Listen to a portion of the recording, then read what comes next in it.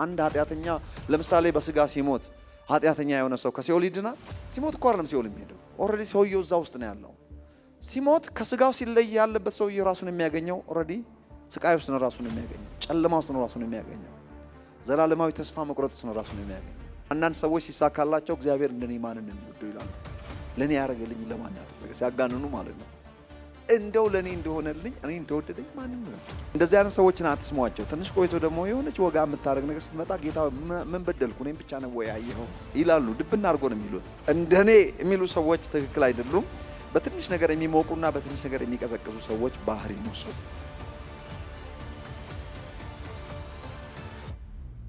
እግዚአብሔር ይባረክ። ዛሬ እግዚአብሔር ትልቅ ነገር ይሰጠናል። ሳምንትም ሆሊ ኮሚኒየን ላይ የነበራችሁ ሰዎች እንደተባረካችሁ ተስፋ አደርጋለሁ። ኢየሱስ ጌታ ነው።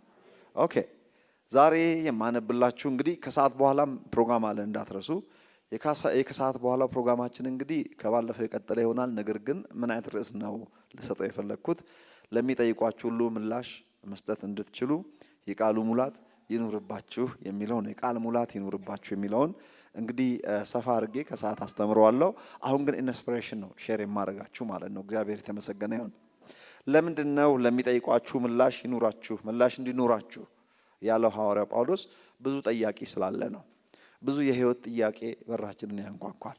ስለዚህ ለእያንዳንዱ ለምንጠየቀው ጥያቄዎች ሁሉ ምላሽ እንዲኖረን ስለዚህ የቃሉ ሙላት ሊኖረን ያስፈልጋል። ኦፍ ኮርስ ለምሳሌ መንፈስ ቅዱስ ለኛ ምላሽ እንደሆነና ምን መናገር እንዳለብን እንኳን ማሰብ እንደሌለብን ይናገራል አይደለም። ነገር ግን ቤዝድ ኦን ዲፖዚት ባደረግነው የእግዚአብሔር ቃል ልክ ነው ማለት ነው መንፈስ ቅዱስ በእኛ የሚሰራው እንጂ ባላወቅነው መጠን አይደለም። የሚሰማኝ ግን በእርጋታ ይቀመጣል ከመከራም ስጋት ያርፋል ይላል። ስለዚህ እግዚአብሔርን የሰማና ያልሰማ እኩል አይድንም ማለት ነው። ሁሉ ጊዜ ከእግዚአብሔር የሚሰሙ ሰዎች ከብዙ ነገር ያመልጣሉ። የማይሰሙ ሰዎች ደግሞ አትሊስት በጌታ እንኳን ቢሆኑ አልፎ ይጎዳሉ። ሁሉ ጊዜ የእግዚአብሔር ቃል ሙላት በሰው ሕይወት ስለሚያስፈልግ ሁሉ ጊዜ የሚገርማችሁ ነገር ጠላት አርፎ አይቀመጥምና ሰይጣን ሁሉ ጊዜ ምሽግ የሚያደርገው ባላወቅንበት ወይም ደግሞ የአላዋቂነት ወይም የእውቀት ክፍተት ባለው ኤሪያ ላይ ነው ሰይጣን ፎከስ አድርጎ የሚሰራ ሁሉ ጊዜ። ዳግም ለተወለደ ሰው ሰይጣን አክሰስ እንደሌለው ታውቃላችሁ። በእኛ ላይ አክሰስ የሚኖረው ሰይጣን እንዴት እንደሆነ ታውቃላችሁ? ባላወቅነው ኤሪያ ሼድድ ኤሪያ ወይም ደግሞ ጨለም ያለ ቦታ ያ ነገር አትሊስት ለእግሩ ማረፊያ ይሆንለታል ማለት ነው። እንደው ባይገባብንም ከእግዚአብሔር መንግስት ሊያወጣን ባይችልም ባዘር ለማድረግና አትሊስት አንዳንድ ውዥንብር ለመፍጠር የሚጠቀመው የእውቀት ጨለማ ባለን ኤሪያ ላይ ሆኖ ነው ሰይጣን የሚያደርገውን ሁሉ የሚያደርገው በህይወታችን ውስጥ። በክርስቲያን ህይወት ነው ያልኩት። የማያምኑ ሰዎችን በተመለከተ ሁለተኛ ቆሮንቶስ ምዕራፍ 4 ከቁጥር 4 ጀምራችሁ ስታነቡ የማያምኑ ሰዎችን ሐሳብ የዚህ ዓለም አምላክ ምን አደረገ ነው የሚለው? አሳወረን። ብላይንድ ፎልድ አድርጓቸው እንደ ዛምቢ እያሽከረከረ እንደፈለገ ወደ ፈለገ ቦታ እየመራቸው ነው የሚጫወትባቸው። እነሱ ኦልሬዲ ታወሩ ናቸው። ልክ ኤልሳ የደማስቆን ሰዎች አሳውሮ ወደ ሰማሪያ ከተማ አንጋግቶ እንዳመጣቸው ማለት ነው። እዛ ሲደርሱ አይናቸው ሲከፈት ኦልሬዲ በጠላት ተከቧል ማለት ነው። ስለዚህ ሁሌ ሰይጣን የሚያደርገው የማያምኑ ሰዎችን አሳውሮ ነው የሚጠቀመው። ክርስቲያኖችን ማሳወር ስለማይችል አትሊስት የእውቀት ክፍተት ባለበት ኤሪያ በዛ ነው እግሩን የሚያሳርፈው። ይሄን ነገር እንድታውቁ ፈልጋለሁ። እኛ ጋር ደግሞ ሰይጣን ምን ይሰራል ትሉ ይሆናል። በመሰረቱ ጌታ እስኪመጣ ድረስ የማያምን ሰው በምድር ላይ በስጋ የመኖር መብት አለው። የማያምን ሰው ስጋ የለበሰ ሰው በምድር እስካለ ጊዜ ድረስ ሰይጣን ወደዚህ ዓለም ሐሳቡን ኤክስቴንድ የማድረግ ሙሉ መብት አለው። ቢሸነፍም ያልተሸነፈ ያህል በማያምኑ ሰዎች ላይ ስለሚሰራ እነሱ ደግሞ ለምድር ስጋ ለባሽ እንደመሆናቸው ሊጋል ግራውንድ ስላላቸው በእነሱ አማካኝነት ሰይጣን ራሱን ኤክስቴንድ ማድረግ ይችላል ማለት ነው። ወቁ ይሄንን። እኛም ብንሆን ደግሞ በመንፈሳችን ብቻ ነው ዳግም የተወለድነው ፐርፌክሽን ያለን። ኢምፐርፌክት የሆነ የህይወት ክፍል ስላለን በእኛ ላይም ቢሆን ግልጽ ባልሆነልንና አንዳንድ ጨለም ያለ የእውቀት ክፍተት ባለበት ኤሪያ ባገኘው አጋጣሚ ሐሳብ መላክ እንደማያቆም ማወቅ ያስፈልጋል።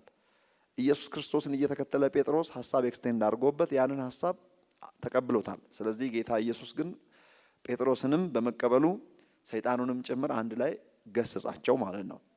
ጌት ዚ ቢሃይንድ የሰውን ሐሳብ እንጂ እግዚአብሔርን በሚል ጴጥሮስንም ለጴጥሮስ የሚሆን መልእክትም አለ እዛ ውስጥ፣ ለሰይጣንም የሚሆን መልእክት አለ። ስለዚህ የሚያምኑ ሰዎችንም ሰይጣን ታፕ እንደሚያደርግ ማወቅ ያስፈልጋል ማለት ነው። እኛም ባይገባብንም ከእግዚአብሔር መንግስት ባያወጣንም ስልጣን ባይኖረውም በእኛ ላይ ጭንቅላታችን ላይ ባይወጣብንም አትሊስት የእውቀት ክፍተት ባለበት ኤሪያ ሰይጣን ሐሳቡን ኤክስቴንድ ማድረግ እንደሚችል ማወቅ ያስፈልጋል። ይህን ለማወቅ ሌላ መጽሐፍ ቅዱስ ማገላበጥ አያስፈልግም። የእኛን ህይወት ዞር ብላችሁ ሁል ጊዜ የእውቀት ክፍተት ባለን ኤሪያ ላይ በምንሳሳትበት አንዳንድ ከመስመር በምንወጣበት ሁሉ ሰይጣን አክሰስ ባገኘብን አቅጣጫ ብቻ ነው ማለት ነው። ለዚህ መልሱ ምንድነው? የቃሉ ሙላት ይኑርባችሁ ስለሚል ይሄንን ከሰዓት በኋላ ትንሽ ሰፋ ያለ ሐሳብ በጥሩ ሁኔታ በደንብ እንድንረዳ ምናልባት መምጣት ያለባቸውን ሰዎችም ቴክስት አድርጉላቸውና ባያመልጣቸው ደስ ይለኛል። ከየትም ስፍራ ቢመጣ ክርስቲያን አገልጋይ የሆነ ሰው እንደዚህ አይነት ነገር ቢካፈል ደስ ይለኛል። የዛሬው መልእክቴን ግን ከሚልኪያስ ከብሉይ ኪዳን ነው ማነበው። ሚልኪያስ ምዕራፍ 1 ጀምሬ ሌሎች ጥቅሶችን በመሃል ትንሽ እያነበብኩ ዛሬ ኢንስፓየር አረጋችኋለሁ። መንፈስ ቅዱስ ይረዳናል። ክብር ለእግዚአብሔር ይሁን። ሚልኪያስ ምዕራፍ 1 ላይ በአዲሱ ትርጉም ነው ማነብላችሁ። ተመልከቱ፣ እንደዚህ ይላል። በሚልኪያስ በኩል ወደ ሚልኪያስ ምዕራፍ 1 ከቁጥር 1 ጀምሬ ነው ማነበው። የመጣው የእግዚአብሔር ቃል ንግግር ይህ ነው ብሎ ይናገራል። ሚልኪያስ መቼ መሰላችሁ የነበረው? ከክርስቶስ ልደት በፊት ከባቢሎን ምርኮ ከተመለሱ በኋላ የይሁዳ ልጆች፣ የይሁዳ ነብይ ነው በነገራችን ላይ ሚልኪያስ የእስራኤል ነብይ አይደለም። ስለዚህ ከይሁዳ ነቢያቶችም ደግሞ የመጨረሻው መጽሐፍ ከማቴዎስ በፊት ያለው የመጨረሻው እሱ ነው አይደል? እንደዛውም ደግሞ መጨረሻ ላይ ከነበሩት ፊው የይሁዳ ነገስታት ውስጥ አንዱ ነው። የመጨረሻ የነበሩት እነማን መሰላችሁ? ከባቢሎን ምርኮ በኋላ ሐጌ፣ ሶፎንያስ፣ ሌላ ማን ነው? ይሄ ሚልኪያስ። እነዚህ ሶስቱ ከባቢሎን ምርኮ በኋላ ሰው ተስፋ በቆረጠበት ሰዓት ተመልሶ ሰርቫይቭ ማድረግ በማይችሉበት በሚመስል ቤተ መቅደሱ ተቃጥሎ የተሰራው ቤተ መቅደስ ከድሮ አንጻር ሲታይ በቃ እዚህ ግባ የሚባል አይደለም። ያለቅሱ ነበር ሲመለሱ። አንዳንዶቹ የድሮውን ሜሞሪ ይሄ አሁን ቤተ መቅደስ ነው ከድሮ ያ ሁሉ ተቃጥሎ ለዛ ነው የሚያለቅሱት። እነዚህዎቹ ደግሞ ምንም ይሁን ምንም ተመልሰናል፣ በሀገራችን ላይ እግዚአብሔር እናመልካለን፣ ቤተ መቅደሳችንም እንደ ወጉም ቢሆን ተሰርቷል፣ እሱ ኦኬ ብሎ ያለቅሳሉ። ሸምገል ያሉት የድሮውን የሚያውቁ ለዛ ሜሞሪን የሚያለቅሱት፣ አዳዲሶቹ ደግሞ አዲስ ለተሰራ ነው የሚያለቅሱት። በዛን ጊዜ በዚህ ቀውጢ ሰዓት ከተነሱት ከነ ሐጌ ታስታውሳላችሁ? ኮምፕሌን ነበር የሚያደርጉት። አስራት ሁሉ አይከፍሉም ነበር። ከዛ የተነሳ በቀዳዳ ከረጢት ውስጥ ገንዘባችሁ እንደጨመራችሁ ነው የሚቆጠረው። ለዚያ ነው የማትባረኩት። ይሄ ሚልኪያስም ከነዚህ ሶስቱ መጨረሻ ላይ ከነበሩት ናቸው። ስለዚህ ጊዜው መቼ ነው ማለት ነው? በ586 የተበተኑት ከ70 ዓመት በኋላ አልተመለሱም፣ እየተንጠባጠቡ ነው የተመለሱትና በ450ዎቹ አካባቢ ላይ የነበረ የመጨረሻው ነብይ ነው ማለት ነው። ኦኬ። ስለዚህ ሰው ተስፋ በቆረጠበት ሰዓት በቃ ላይክ ለኑሮም እንደ አዲስ መጀመራቸው ነው። ከብዙ ዓመታት በኋላ ነው ወደ ሀገራቸው የተመለሱት እነዚህ ሰዎች እና እግዚአብሔር በዚህ ነብይ አማካይነት ኢንከሬጅ ያደረጋቸው ምን አለ? እኔ ወድጃችኋለሁ ይላል እግዚአብሔር። መልእክቴ ይሄ ነው ዛሬ። አሜን በሏ። ምንድን ነው ያልኩት? በቃ ይሄ አይበቃም ዛሬ? ማን ነው ያለው? እግዚአብሔር ነው ያለው። የሰራዊት ጌታ እግዚአብሔር። ለይሁዳ ልጆች የተነገረ ቋንቋ ነው። እኛ ደግሞ ለራሳችን በመንፈስ ቅዱስ እንጠቀምበታለን። ራይት። በዛ በተለያየ ችግር ውስጥ ለሚያልፉት በችግር ሰዓት ነው መጥቶ እንደዛ ያለው። በተሳካላቸው ሰዓት መጥቶ እንደዛ ቢል ኖሮ ምንም አያስደንቅም። እውነትም ትወደናለህ በተባለ ነበር። አንዳንድ ሰዎች ሲሳካላቸው እግዚአብሔር እንደኔ ማንን ነው የሚወደው ይላሉ። ለኔ ያደረገልኝ ለማን አደረገ? ሲያጋንኑ ማለት ነው። እንደው ለኔ እንደሆነልኝ እኔ እንደወደደኝ ማንን ነው የወደደው? ሲያጋንኑ ነው። እንደዚህ አይነት ሰዎችን አትስሟቸው። ትንሽ ቆይቶ ደግሞ የሆነች ወጋ የምታደርግ ነገር ስትመጣ ጌታ ምን በደልኩ እኔም ብቻ ነው ወይ ያየኸው ይላሉ። ድብና አድርጎ ነው የሚሉት። እንደኔ የሚሉ ሰዎች ትክክል አይደሉም። በትንሽ ነገር የሚሞቁና በትንሽ ነገር የሚቀዘቅዙ ሰዎች ባህሪ ነው እሱ። እዚህ ጋር እግዚአብሔር ለይሁዳ ልጆች ወድጃቸዋለሁ ይላል የሰራዊት ጌታ እግዚአብሔር። ቀጥሎ ነገ እነሱ ደግሞ ምን አሉት? ተመልከቱ። ምዕራፍ 2 ላይ ክፍሉን አነበው ብዙውን ቃል በምን ወደድከን? ስሙ። እኔ አልለወጥም ይላል የሰራዊት ጌታ እግዚአብሔር። ይሄ አለመለወጥ የሚለው ነገር አንደኛው የእግዚአብሔር ባህሪ ነው።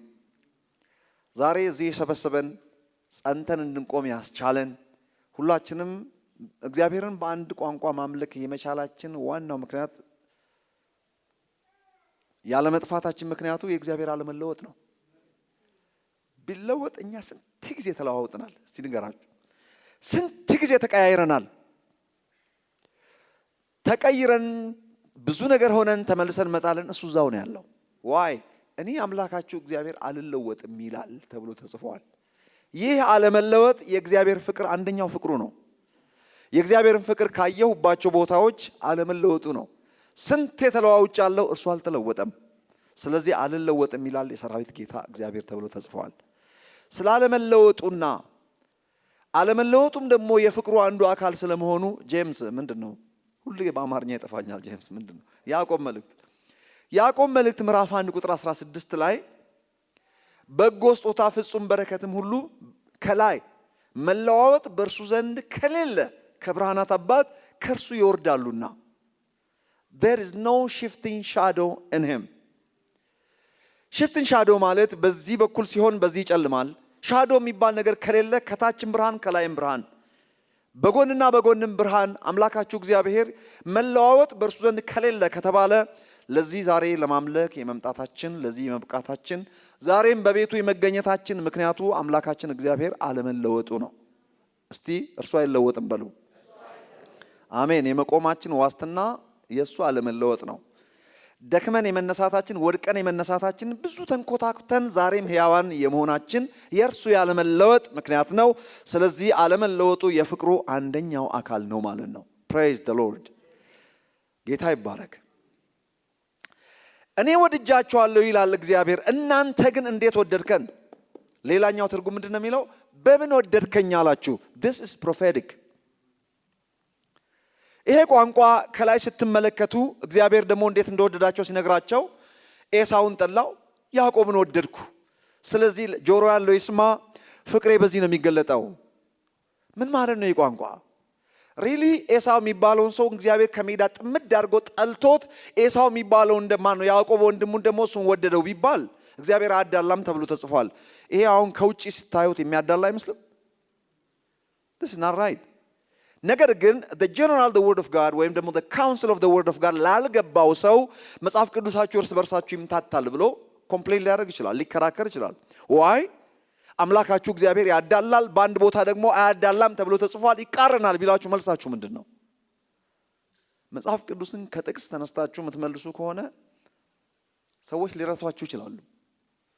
ከጥቅስ ተነስተን ሳይሆን የምንመልሰው ከጀነራል the counsel of the word of God ተነስተን ነው የምንመልሰው።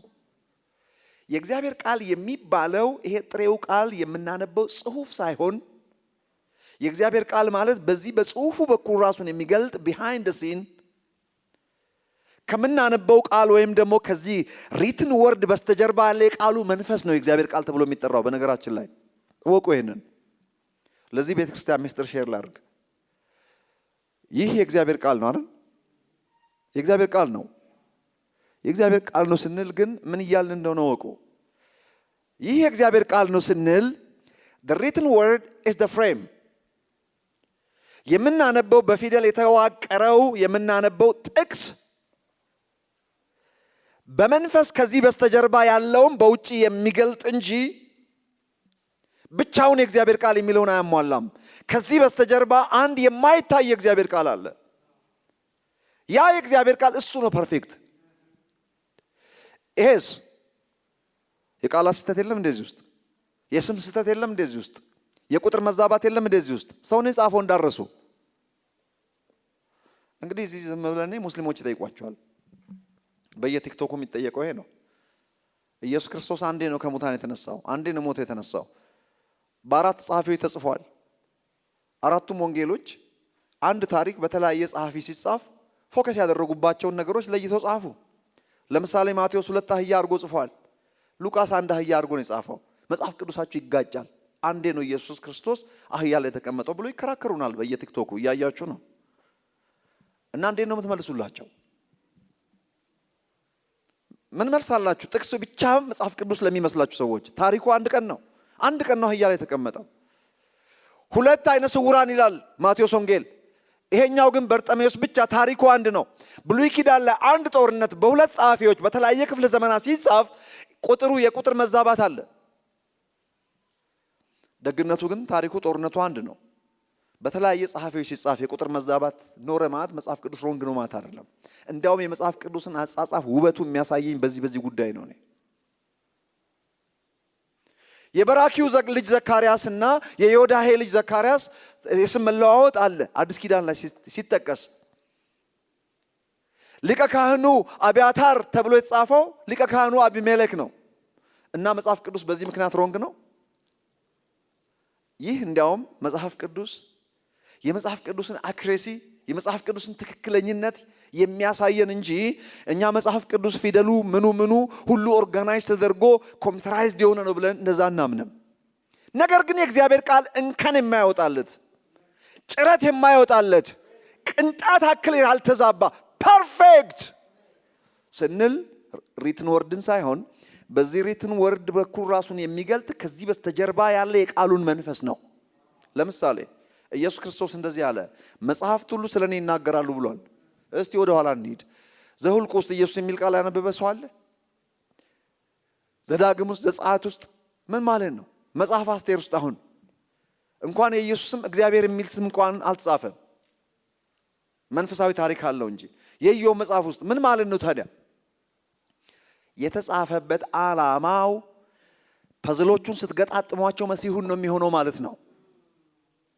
እያንዳንዱ ፌስቲቫል፣ እያንዳንዱ ኮቨናንት፣ እያንዳንዱ ነገር put them together ለብቻቸው just a piece of puzzle ገጣጥሟቸው ብሉይ ኪዳንን put them together አንድ ፒክቸር የሚያመጣው መሲሁን ነው። በመሲሁ ውስጥ አንቺን ወይም አንተን ነው። this is the word of God። መጽሐፍ ቅዱስን አንድ ላይ ስትጨምቁት የምታገኙት ከዚህ ከሪትን ወርድ በስተጀርባ ከፍሬሙ በስተጀርባ ያለው እርሱ ነው የእግዚአብሔር ቃል ብለን የምንጠራው። ነገር ግን በዚህ በጥቅስ አማካኝነት ግን ጥቅስ ስናነብ ከዛ ጋር ነው ኮኔክት የሚያደርገን። ለዛ ነው አንዳንድ ሰዎች ጥቅስ ተከትለው ብዙ ነገር ይጠብቃሉ። ጥቅስን በማፋለጥ መንፈሳዊነትን ከዛ ውስጥ ማውጣት ይፈልጋሉ። እንዲህ አይነት ሰዎችን ኢየሱስ ክርስቶስ ምን አላቸው? እናንተ መጽሐፍትን በመመርመር የዘላለም ሕይወት የምታገኙ ይመስላችኋል፣ የቃሉን መንፈስ ሳያገኙ። ሐሳቤ ግልጽ ነው አይደለም? እግዚአብሔር ይባረክ። በቃ እዚህ ጋር ዛሬ ስለ ፍቅር ሼር የማደርጋቸው አጭር ቃል በጣም አስገራሚ ቃል ነው። እዚህ ጋር ያነበብኩት ትንቢታዊ ቃል ነው። ትንቢታዊ ቃሉ ምንድነው? ወድጃቸዋለሁ ይላል የሰራዊት ጌታ እግዚአብሔር። እነሱ ደግሞ የጠየቁት ቀላል ጥያቄ፣ ግልጽ ጥያቄ የጠየቁት አንድ ነገር ነው። በምን ወደድከን? show us, give us a clue። በምን ወደድከን? ወድጃቸዋለሁ ለሚለው ትንቢታዊ ጥያቄ በምን ወደድከን? በሜዳ ወደድኳችሁማ አይሰራም። ፍቅር በአክሽን ነው የሚገኝ። love in action። ብቻ እግዚአብሔር ምን አለ? ኤሳውን ጠላው፣ ያዕቆብን ወደድኩ። ኤሳውና ያዕቆብን እዚህ ጋር ሜንሽን አድርጓል። አንድ ሶስት ሰዎች ቶሎ ብዬ ሜንሽን ላድርጋችሁ። ካም በፊትም እዚህ መድረክ ላይ ተናግሬ ያውቃለሁ፣ ግን እግረ መንገድ ነው የተናገርኩት። ዛሬ ግን የትምህርቴ አካል ነው። ሶስት ሰዎች፣ ሶስት ታሪከኛ ሰዎች ልጥቀስላችሁ መጽሐፍ ቅዱስ። ሶስት ፍቅር ያልገባቸው፣ መወደዳቸው ያልገባቸው፣ የፍቅር ትርጉም ያልገባቸው፣ እየተወደዱ እያሉ የተወደዱበትን የፍቅር ጥልቀት ከምንም ያልቆጠሩ አሽቀንጥሮ የጣሉ ሶስት ሰዎች። ያውም ደግሞ የጣሉት ጊዜያዊ ነገር ሳይሆን ዋናውን ነገር፣ ሕይወትን የሚያክል ነገር የጣሉ ሶስት ሰዎች እዚህ ጋር ተናግሬ ነበር። ማን እንደሚያስታውስ ባላቅም፣ ነገር ግን let me mention ሶስቱ ሰዎች አንደኛው አዳም ነው። አዳም የጣለው ዝም ብሎ ተራ ነገር ነው፣ የሆነ ነገር አልጣለም። የጣለው ትልቁን ዋናውን ሕይወትን የሚያክል ነገር፣ ለኛም ጭምር የሚተርፍ ሞት፣ በእጁ ያለውን ሕይወትን የሚያክል ነገር ሰማይና ምድርን ኮስት ለማድረግ ተመልከቱ። ኋላ ላይ እግዚአብሔርን ጭምር ልጁን ኮስት ያደረገበት፣ እኛንም ለዚህ ሁሉ መከራ የዳረገን፣ ለዚህ ሁሉ ስቃይ የዳረገን አዳም የሚባል ሰውዬ የተሰጠውን ነገር ተጠንቅቆ ባለመያዙ ነው። እንደ ቀልድ ከእጁ ያወጣው ነገር፣ እንደ ቀልድ በማይረባ ነገር ትሬዲን ያደረገው ነገር የፍቅር ዋጋ ስላልገባው ነው። ኦኬ ትሬዲን ብዬ ስናገር ትሬዲን መኪና፣ አሮጌ መኪና ትሬዲን ታደርጉና አዲስ መኪና የተቀረውን በገንዘብ ትከፍላላችሁ። ዩ ትሬዲን ሰምቲንግ ትለውጡታላችሁ። አዳም ሕይወትን የሚያክል ነገር በምንድን ነው ትሬዲን ያደረገው? በአፕል። ሶ ቺፕ አፕል የሰይጣንን ክፋት ነው የማይሆን። እዚህ ጋር ሰይጣን በጣም ጨካኝ። እናንተ ከተታላችሁለት ኢግኖራንት ከሆንለት to what extent ሰይጣን እንደሚሄድ እስከምን ድረስ ክፉ እንደሆነ የክፋቱ ጥግ ሰምባዲ ከተታለለ ምን አለ ትንሽ እንኳን ጨመር አድርጎ ቢከፍል? አዳም ህይወትን የሚያክል ነገር ለሱም ተመልከቱ። ህይወት ነው ያልኩት እኮ ህይወት የኛንም ጭምር እኛንም እዛ ውስጥ አለን። ራሱ ኋላ ላይ እግዚአብሔርን ጭምር ህይወትን ኮስት ያደረገበት ምክንያት ትልቁን ነገር አደም ትሬድን በምን አፕል ሶ ቺፕ ህይወት ነው የሸጠው። እዚህ ጋር የተናገርኩበት ትዝ ይለኛል። ህይወትን ግዛ እውነትን ግዛት እንጂ አትሽጣት በሚል ቶፒክ ነው የተናገርኩት። አይረሳኝም። እዚህኛው አዳራሽ ሳይሆን እዛኛው አዳራሽ። ሁለተኛ የጠቀስኩት የነበርኩት ማንን ነው? ኤሳውን የጠቀስኩት። የኤሳው ጥሪ የአብርሃምን ጥሪ ነው የሚያስቀጥል የነበረው። የአብርሃም ጥሪ ለምንድን ነው? አዳም እንደ ቀልድ የጣለውን ነገር በዚህ በአብርሃም አማካኝነት መሲሁ ወደ ዓለም የሚመጣበት የዓለም ፕሮጀክት እንጂ የአብርሃም አይደለም። የአብርሃም ፕሮጀክት አብርሃም የመጠራቱ ዓላማ ዓለም ሁሉ በክርስቶስ የሚድንበት አሁንም የህይወት ጉዳይ ነው። አዳም የጣለውን መመለሻው መንገድ ፕላትፎርም እግዚአብሔር እያስቀመጠ በዚህ በአብርሃም በሚባል ሰው አማካኝነት መሲሁን ወደ ዓለም ለማምጣት ለትልቅ ዓላማ አብርሃምን ጠራው። ልጁ ይስሐቅም ደግሞ ቀጥሎ ኳሊፋይ ያደርግ ነበር፣ አሟልቷል። ሶስተኛ ሰው ይፈልጋል። ሶስተኛው ለዚህ የታጨው ሰው ኤሳው ነበር። ይህን ትልቅ ነገር የጣለው በምንድን ነው? እግዚአብሔር አስቀድሞ ስላልመረጠው ነው፣ ስለጠላው ነው እንዳነበብኩት ትሉ ይሆናል። እቺን ብልግናውን የማይረባ ሰው መሆኑን ህይወትን የሚያክል የአብርሃም ሩጫ የአብርሃም ጥሪ ማለት አዳም የጣለውን ከማንሳት አንጻር ነው። ልብ አድርጉ። እኛ የዳንበት ይሄ የቆምንበት ያገኘነውን ህይወት ስለሱ ነው እያወራ ያለሁት። በሱ እጅ ነበረ። አብርሃም አልፏል፣ ይስሐቅ ሊያልፍ ነው። አሁን ቀጣዩ ኤሳው ነበረ። እድሉም ነበረው፣ በኩርም ነበር፣ አባትየውም ልቡ ከሱ ጋር ነበር። ነገር ግን ህይወትን የሚያክል ነገር በምስር ወጥ፣ እሱ ደግሞ በምስር ወጥ ትሬዲን አድርጓል። ምን እንደቀየረ ቢያቅ ኖሮ፣ ምን በምን እንደለወጠ ቢያቅ ኖሮ በጣም ያሳዝናል። ሶ ቺፕ የምስር ወጥ who cares ለምስር ወጥ። በነገራችን ላይ የሀብታም ልጅ ነው። እንደ ነገስታት ቤት ነው ያ ቤት። እጅግ ባለጠጋ ቤት ነው። አብርሃም ታውቃላችሁ ምን ያህል ሀብት እንደነበረው በሙሉ ለይስሐቅ ነው የሰጠው። ይስሐቅ ደግሞ ብቻው 100 እጥፍ ያጨደ ሰው ነው። ነገር ግን ጊዜው ሲደርስ የፈለገው ወጥ ቢያምረው የፈለገውን ሰራተኛ ጠርቶ የምስር ወጥ አይደለም የስጋ ወጥ ስራልኝ ማለት ይችል ነበር። ለጊዜው ስለ ራቦ ብቻ የራቦ ሰው አንዳንዴ መልሶ የሚጠገብ ስለማይመስለው በኩርና እንሽጥልኝ ሲል በኩርና የምትለውን ቀለል አድርጋችሁ እንዳታዩ። የህይወት የክራይስት የመሲሁ ጉዳይ ያለበት ነው። አዳም የጣለውን የማንሳት አጀንዳ ነው። በኩርና ለምኔ ነው ሆዴ ይጥገብ እንጂ። ስለዚህ እንደዚህ አይነት ተራ ሰው ነው ወይ እግዚአብሔር የሚመርጠው? አያችሁ፣ እግዚአብሔር ኤሳውን ጠላው ያዕቆብን ወደድኩ ይሄ ለማለት እንጂ ይሄኛውን ጥልት አድርጌዋለሁ ይሄኛውን ወድጄዋለሁ ማለት እንዳይደለ እወቁ። that was so cheap። ያ በአፕል ሸጠ ህይወትን፣ ይሄ ደግሞ ተመሳሳይ ህይወት በምስር ወጥ ሸጠ። ሶስተኛው ህይወት የሸጠው ሰው ማን ነበር የጠቀስኩት? ፋስት ፎርወርድ ይሁዳ። ይሁዳም የሸጠው ምንድነው? ተመሳሳይ ነገር ነው የሸጠው። መሲሁን የተነገረለትን እግዚአብሔር ያዘጋጀውን ማዳን አብርሃም የተጠራበት በዚህ ምክንያት ነው። this guy was crazy። ይሄ ደግሞ የስግብግብነቱ ብዛት በ30 ብር ነው ህይወትን የሸጠው። በቃ that was so cheap። የሰይጣን ክፋት ትዝ ይለኛል። እዚህ ጋር ምሳሌ የተናገርኩት አንድ ጊዜ ድሮ በመጀመሪያ ፕሮፌሽናል ስራ ሲጀምር አሜሪካን ሀገር ሰርቲፊኬሽን ሁሉ ካለቀ በኋላ ስራ አፕላይ ማድረግ ነበረብኝ። ኢንተርንሺፕ ጨርሼ 6 ወር ወደ ፕሮፌሽናል ገቨርንመንት ስራ ነበር አፕላይ አደረኩት። ተጠራሁ። ኮንትራክተር ነበርኩ። ያኔ ዶላር እንደዚህ እንትን አላለም። ትንሽ ብርም ትልቅ ነው እና ስንት ነው ኦፈር የምትጠይቀን? ኮንትራክተሮች እናንተ ዝቅ ባላችሁላችሁ መጠን ብሩን የሚወስዱት ራሳቸው ናቸው። ገቨርንመንት ለምሳሌ በሰዓት 100 ብር ሊሆን ይችላል ለዛ ፊልድ $100። ኮንትራክተሮቹ ተከራክረው በ50 አንዳንዴም በ60 70 ካገኙ 30 25 ይወርዱላል። አንተ በወር ቁጥር ብዙ ገንዘብ የሚወስደው ኮንትራክተር ማን ነው? ካምፓኒው ነው፣ ቀጣሪው ካምፓኒ። ስለዚህ እኔ ኮንትራክተር ሆኜ ነው ሌላ ካምፓኒ በመሐከል አለ ስንት ነው አለኝ የመጀመሪያ ስለሆነ 25 ብር ያኔ 25 ብር ዲሰንት የሆነ የፕሮፌሽናል ስራ እንትን ነው 25 አልኩት ሳቀብኝና it's okay you are hired አለኝ ግን 35 ብር ነው የቀጠሩኝ ደስ አለኝ ማመን አቃተኝ that was the first time ድሮ ከዚህ ሀገር እንደሄድኩ 7 ብር ከ75 ሳንቲም ነበረች ደሞዜ ግን ያኔ ብር ነበረኝ እኔ ጥሩ ብር ነው ምንም ችግር አልነበረብኝም በዚህ ሰዓት ግን እኔ አድግ ያለው ማደግ ያልታየኝም ለካ I was supposed to sell myself ከዛ በላይ የሰዎቹ ክፋት ግን 35ቷን በጣም ደግ ይሆኑልኝ መስሎኛል እኔ በተመሳሳይ ከተለያየ ካምፓኒ የመጡ አንድ ስራ ነው የምንሰራው አሜሪካኖች ሌላ ህንዶች ምናምን ደሞዝ አይጠያየቅም የአሜሪካ ሀገር ህዝብ ደሞዝ መጠያየቅ ነውር ነው I think እዚህም ነውር ነው በህግም የተከለከለ ነው አንዳንድ ካምፓኒ ያባሯቸዋል ከተጠያየቃቸው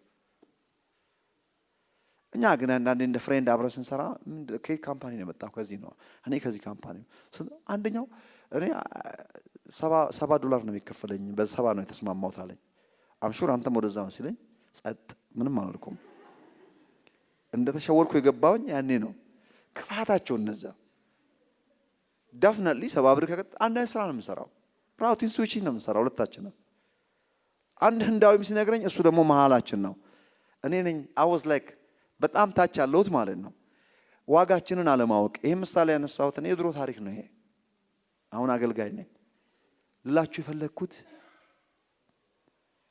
how do you see yourself የተወደድንበት የፍቅር መጠን እዚህ ጋር ወድጃችኋለሁ ይላል የሰራዊት ጌታ እግዚአብሔር ወድጃችኋለሁ የሚለውን እግዚአብሔር ነው የተናገረው that's prophetic እነሱ ደግሞ መልሰው የጠየቁት በምን ወደድከን ለመሆኑ እንዴት ነው ወደድከን አሉት ይሄም ጥያቄ ትንቢታዊ ጥያቄ ነው በነገራችን ላይ ብሉይ ኪዳን በሙሉ ትንቢት እንደሆነ ታውቃላችሁ እያንዳንዲቷ ነገር ትንቢት እንደሆነች ለዚያ እኮ ነው በነቢያትና በሐዋርያት መሰረት ላይ ታንጻችኋል ይላል አይደል ቤተክርስቲያን የተመሰረተችው በነቢያት የሚለው ቋንቋ ጀነራሊ ብሉይ ኪዳን ለማለት ነው ሐዋርያት የሚለው አዲስ ኪዳንን የሚወክል ቋንቋ ነው ኢየሱስ ክርስቶስ ቤተክርስቲያንን የመሰረተው በይመጣልና በመጥቷል ላይ ነው የመሰረተው ፋውንዴሽኑ ይሄ ነው እያንዳንዱ ብሉይ ኪዳን እንደ ቀልድ ያነበብናቸው ትልልቅ ግዳንግድ ትንቢቶች ናቸው this is just a major prophet ማን ነው እንትን prophecy በምን ወደድከን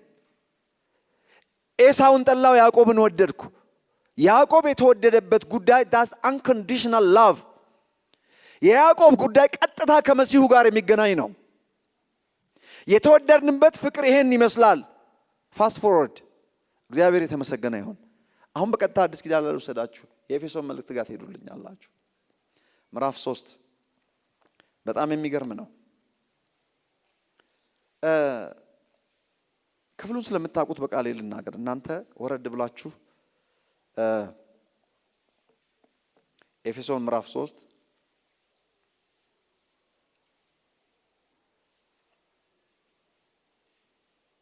ምዕራፍ 3 ነው አወጣችሁ ትንሽ ወረድ ብላችሁ ኦኬ እና ክፍሉን ያዙ ጻፉት ዝም ብላችሁ ምዕራፍ 3ን ጻፉት እንዲህ ነው የሚለው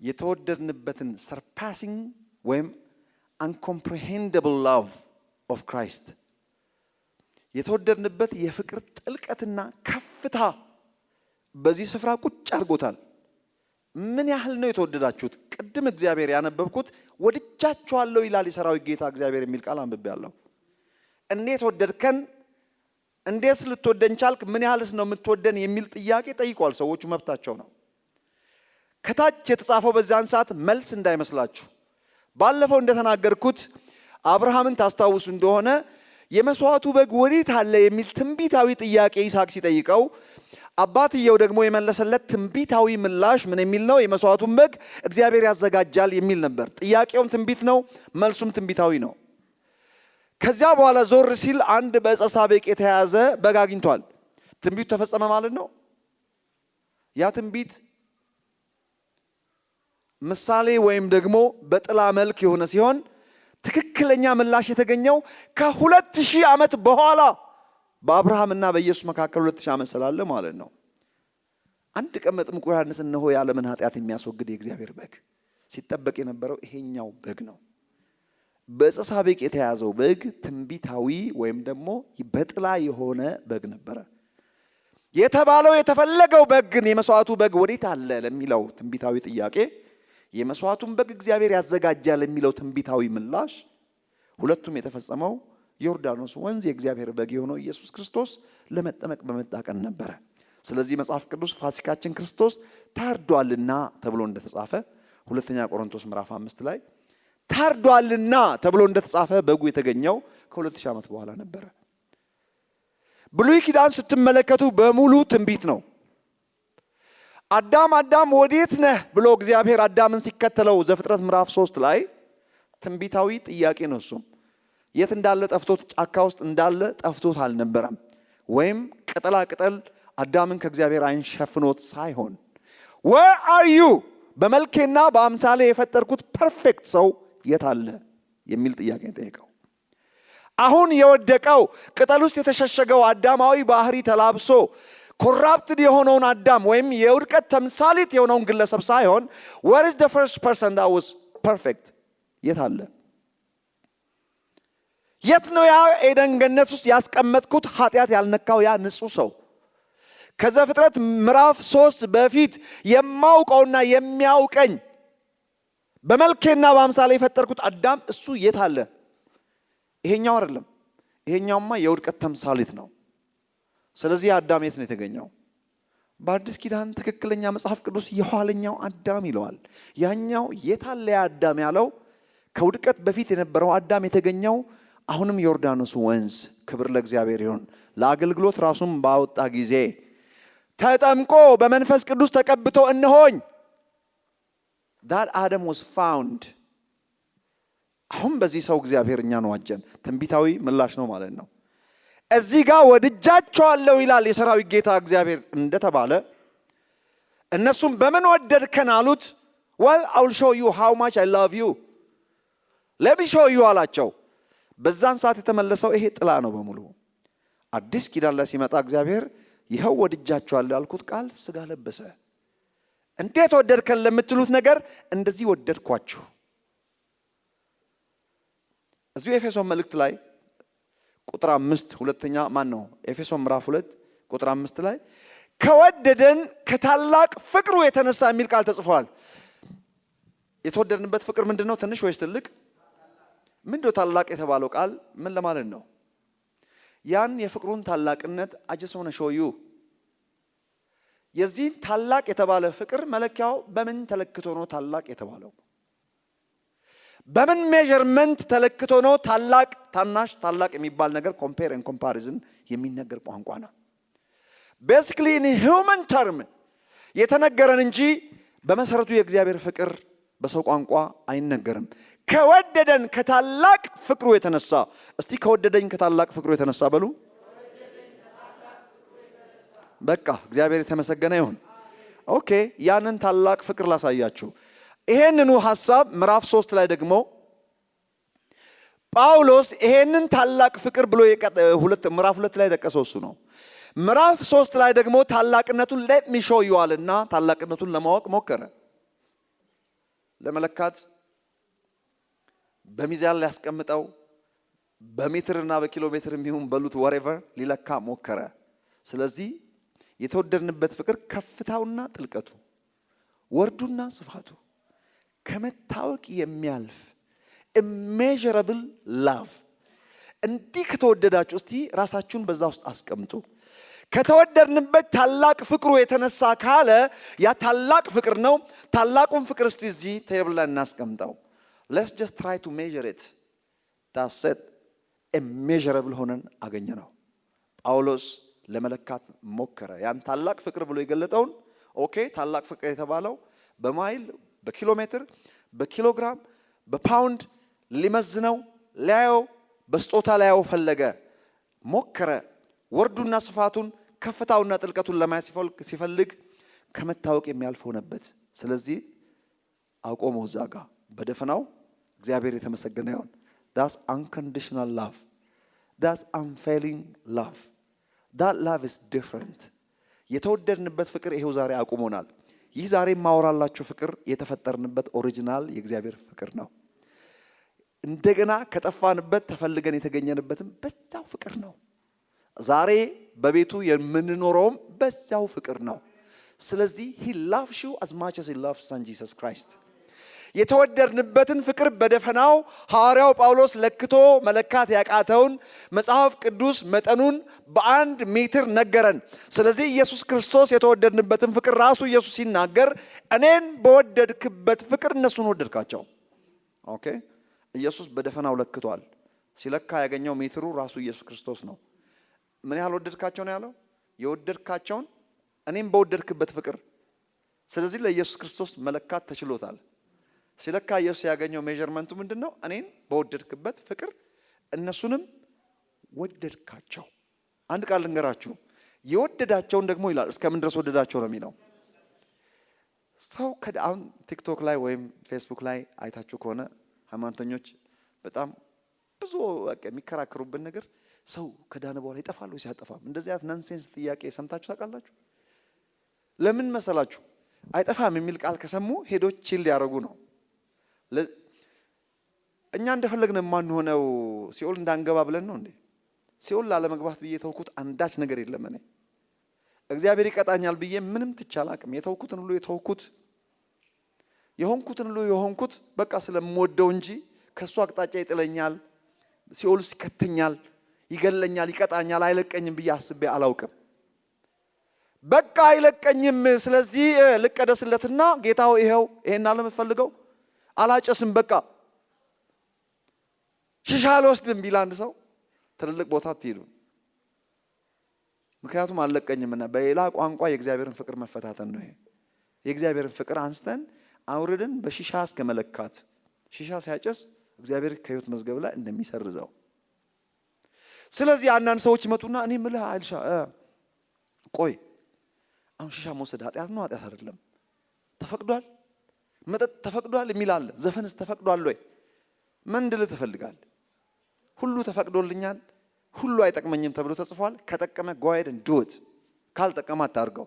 ሽሻ ወስደህ ወደ መንፈስ ቅዱስ ነው የሚያቀርብህ ወይስ ወደ ስጋዊነት ነው የሚያቀርብህ? ምርቃና ውስጥ ገብተህ ጫጥቅመ ወደ ስጋዊነት ወይስ ወደ መንፈሳዊነት ወዴት ነው የሚመራው? አልኮሆል ልብን ደስ ያሰኛል። ደስ ከማሰኘት አልፎ ያስረሳል። አልኮሆል ጠጥቶ አልኮሆሊክ ሆኖ ሰው ወደ መንፈስ ቅዱስ ነው የሚጠጋው ወይስ ወደ ስጋዊነት ነው የሚጠጋው? መስፈርቱ ይሄ እንጂ በአዲስ ኪዳን አትንካ አትቅመስ ለሚሉት ህጎች እስከዛሬ ትገዛላችሁ ወይ በሚል እኮ ሐዋርያ ጳውሎስ ማክ ያደረጋቸው የቆላስይስ ሰዎችን አትንካ አትቅመስ ለሚሉት ህጎች ሲገዙ ስለነበረ ነው። እነሱማ በመደረግ የሚጠፉ ናቸው አለ። የስጋን ልቅነት ለመቆጣጠርም አንዳች ፋይዳ የላቸውም ሊላቸው የፈለገው የስጋን ልቅነትም ለመቆጣጠር የሚጠቅመው ለመንፈሳዊነትም የሚጠቅመው በቤቱም የሚያኖረው የእግዚአብሔርን ጸጋ አንደርስታንድ ማድረግ ነው። የእግዚአብሔርን ጸጋ አንደርስታንድ ማድረግ ደግሞ የተወደድንበትን ፍቅር አንደርስታንድ ማድረግ ማለት ነው። መወደዳቸውን የማያውቁ ሰዎች በጣም ዲስትራክቲቭ ናቸው። መወደዳቸውን የሚያውቁ ሰዎች እንደፈለገ ይጠነቀቃሉ። እነሱ ቦይፍሬንድ እና ገርልፍሬንድ ወይም ደግሞ ባልና ሚስት ጮኛሞችም ሊሆኑ ይችላሉ። ወሬቨር በጣም የሚዋደዱ ሚስት ግን ባሏ እንደሚወዳት ሰውየው በጣም ነፍሱ እስኪጠፋ እንደሚወዳት አታውቅም። እንዲወዳት ለማድረግ ማታ ኩክ አድርጋ ቴብሉ ሞልታ ነው የምትጠብቀው። ቤቱ ዛሬ አልጋው ተቀያይሮ ሶፋው ቅርጹን ቀይሮ ይሄ ሁሉ ኢምፕረስ ለማድረግ በቃ አለባበሷን ሽቶ ሲወጣ ሲገባ ኢምፕረስ ለማድረግ ይሄን ሁሉ ለምንድን ነው የምትለፊው ብሎ ቢጠይቃት ኢምፕረስ ልታረገው እንድትወደኝ እኔ እኮ በጣም ፍቅር እንትን እንዲልል እኔ እኮ ኦልሬዲ በመጨረሻ ፍቅር እኮ ነው የምወድሽ። ይሄን ሁሉ ስታረጊ እንዳውም እኮ ሞር ነው የምታናድጂኝ። ከምወድሽ በላይ እንደወድሽ ልታረገኝ አትችይም። I love you already እኔ በጣም ነው የምወድሽ። እንደዚህ ማድረግሽ እኮ እንዳውም እየወደድኩሽ ሳለ እንደወድሽ ፈልገሽ የምታረጊው ነገር እንዳውም ሞር እንዳልወድሽ ነው የሚያደርገኝ እንጂ አታችመንት አይፈጥርም። እኔ ከሁሉም ደስ የሚለኝ እንደምወድሽ ብታቂ ነው ይላታል። ወንዱም ለሴቱ እንደዛው አጋጥሟቸው አቅም እንደዚህ አይነት ሰዎች ሞር እንድትወደው የማያረገው ነገር የለም። የማያወጣው ቫኬሽን የማይገዛው ነገር የለም። ያ ሁሉ ለምንድን ነው? በጣም እንድትወደው። በፍጹም ፍቅር አይጨምርም። ያ she's already in love with him እየወደደችው ሳለ ሞር እንድትወደው የሚያደርገው ነገር ከወደደችበት ፍቅር እንድትሸራተት የሚያደርግ ይሆናል ማለት ነው።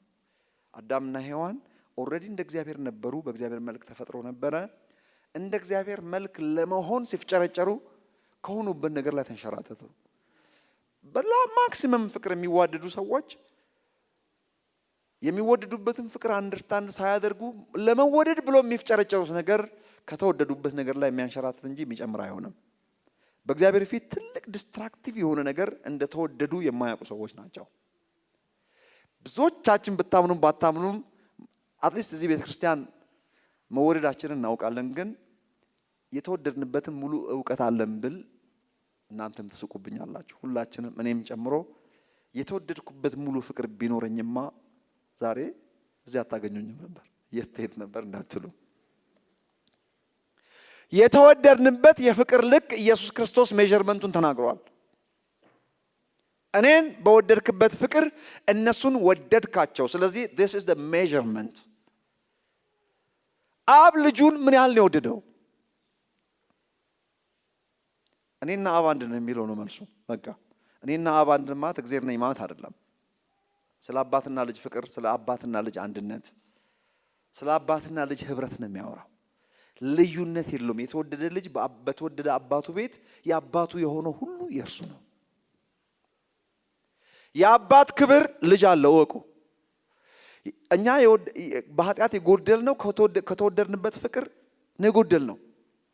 ፍቅሩ ጠፍቶ ሳይሆን እኛንን ከዛ ፍቅር የተንከባለል ነው። ኦልራይት አሁንም እዚሁ ኤፌሶን ላይ ልመልሳችሁና ኢየሱስ ክርስቶስ ምን ብሏል? እንግዲህ እኔም በወደድክበት ፍቅር ወደድካቸው፣ የወደድካቸውን ደግሞ እስከ መጨረሻ ወደድካቸው አለ። ይህ ፍቅር ምንድነው ተብሎ ኢየሱስ ሲጠየቅ እኔም በወደድክበት ፍቅር እነሱን ወደድካቸው፣ ስለዚህ መጠኑ ይሄን ያለው ብሏል ኢየሱስ። መጠኑ ምን ያህል ነው? ኢየሱስ ክርስቶስ የተወደደበት የፍቅር ልክ ነው። አብ ስለ ልጁ ሲናገር በእርሱ ደስ የሚለኝ የምወደው ልጄ ይሄ ነው። አሁን ኢየሱስ ክርስቶስ የተወደደበት ፍቅር አብ ስለ ልጁ የተናገረው አዲስ ፍቅር እንዳይመስላችሁ። አዳም በአፕል የቀየራት ኦሪጂናሊ ሰው የተፈጠረበት በእግዚአብሔር መልክና አምሳል የተፈጠረበት ሙሉ ፍቅር ነበረ። በዚያ ፍቅር አሁን ይሄኛውን አዳም ወድጄዋለሁ። አዳም በጣለው ፍቅር እንጂ ሌላ አዲስ ፍቅር የለም። አብ ልጁን የወደደበት ፍቅር የሰው ልጅ ኦሪጂናሊ የተፈጠረበት የእግዚአብሔር ፍቅር ነው፣ አዲስ ፍቅር አይደለም። ይሄንን ፍቅር እኛ ደግሞ ሌትስ ብሬክ ዳውን። ፖል ሰው ነው፣ እንደኛ ስንፍና የሚከሰው ነው፣ ነገር ግን ሐዋርያ ነው። እኛ ሳንደክምም ወይ ብሎ የጻፈ ሰው ነው። የማይደክም ማን ነው ብሎ የጻፈ ሰው ነው። ትምክህት ቢያስፈልግ የሚመካበት ነገር በክርስቶስ ኢየሱስ ከተወደደበት ፍቅር ውጪ ሌላ ትምክህት እንደሌለው ተናግሯል። ስለዚህ ፖል የተወደድንበትን ፍቅር ለመለካት ሲሞክር በሁለት አቅጣጫ ነው የሞከረው። ከፍታውና ጥልቀቱን ሜጀር ለማድረግ ፈለገ። እውነት ይህ ፍቅር ምንድን ነው? ሞከረና አልቻለም። ትቼዋለሁ፣ ምክንያቱም ከአቅሜ በላይ ነው። በሰው አእምሮ ኮምፕሬሄንድ የሚደረግ አይደለም። በሰው አእምሮ ሜጀር የሚደረግ አይደለም። ወርዱና ስፋቱ፣ ከፍታውና ጥልቀቱ። እስቲ ሌትስ ትራይ ቱ ሜጀር ዛሬ በመንፈስ ቅዱስ። ከፍታው የት ነው? የተወደድንበት ፍቅር ከፍታና ጥልቀቱ ከተባለ ከፍታው የት ነው? አንዳንድ ጊዜ ሁለት ነገር ባዘር ያደርገኛል። ከፍታውን ከእግዚአብሔራዊ ባህሪ ቃልም ስጋ ሆነ ከሚለው እግዚአብሔር ሰው ከመሆኑ ጀምሮ ከዛ ለማየት እፈልጋለሁ።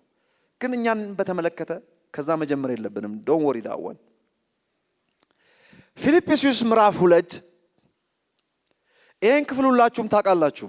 እርሱ በእግዚአብሔር መልክ ሲኖር ሳለ ይላል። በምን መልክ? ስለ ኢየሱስ ክርስቶስ ነው የሚያወራው። በእግዚአብሔር መልክ ሲኖር ሳለ የሚለውን ብዙ ሰው ያንን ቦታ አንደርስታንድ በሚያደርግበት መልኩ አንደርስታንድ አላረገውም። እኔ በእግዚአብሔር መልክ ሲኖር ሳለ የሚለውን እሱ እግዚአብሔር ሆኖ ሳለ ማለት ወርዛ አድርጎ ነው የሚተረጉሙት። እንዴ እግዚአብሔር በእግዚአብሔር መልክ ነው እንደሚኖረው? ስለምን እንደሚያወራው ያ ቦታ? በእግዚአብሔር መልክ የሚኖር ማን ነው? በእግዚአብሔር መልክ የተፈጠረው ማን ነው? ሰው ነው። በእግዚአብሔር መልክ የኖረው ማን ነው? እስከ ዘፍጥረት ምዕራፍ 3 ድረስ ሰው ነው።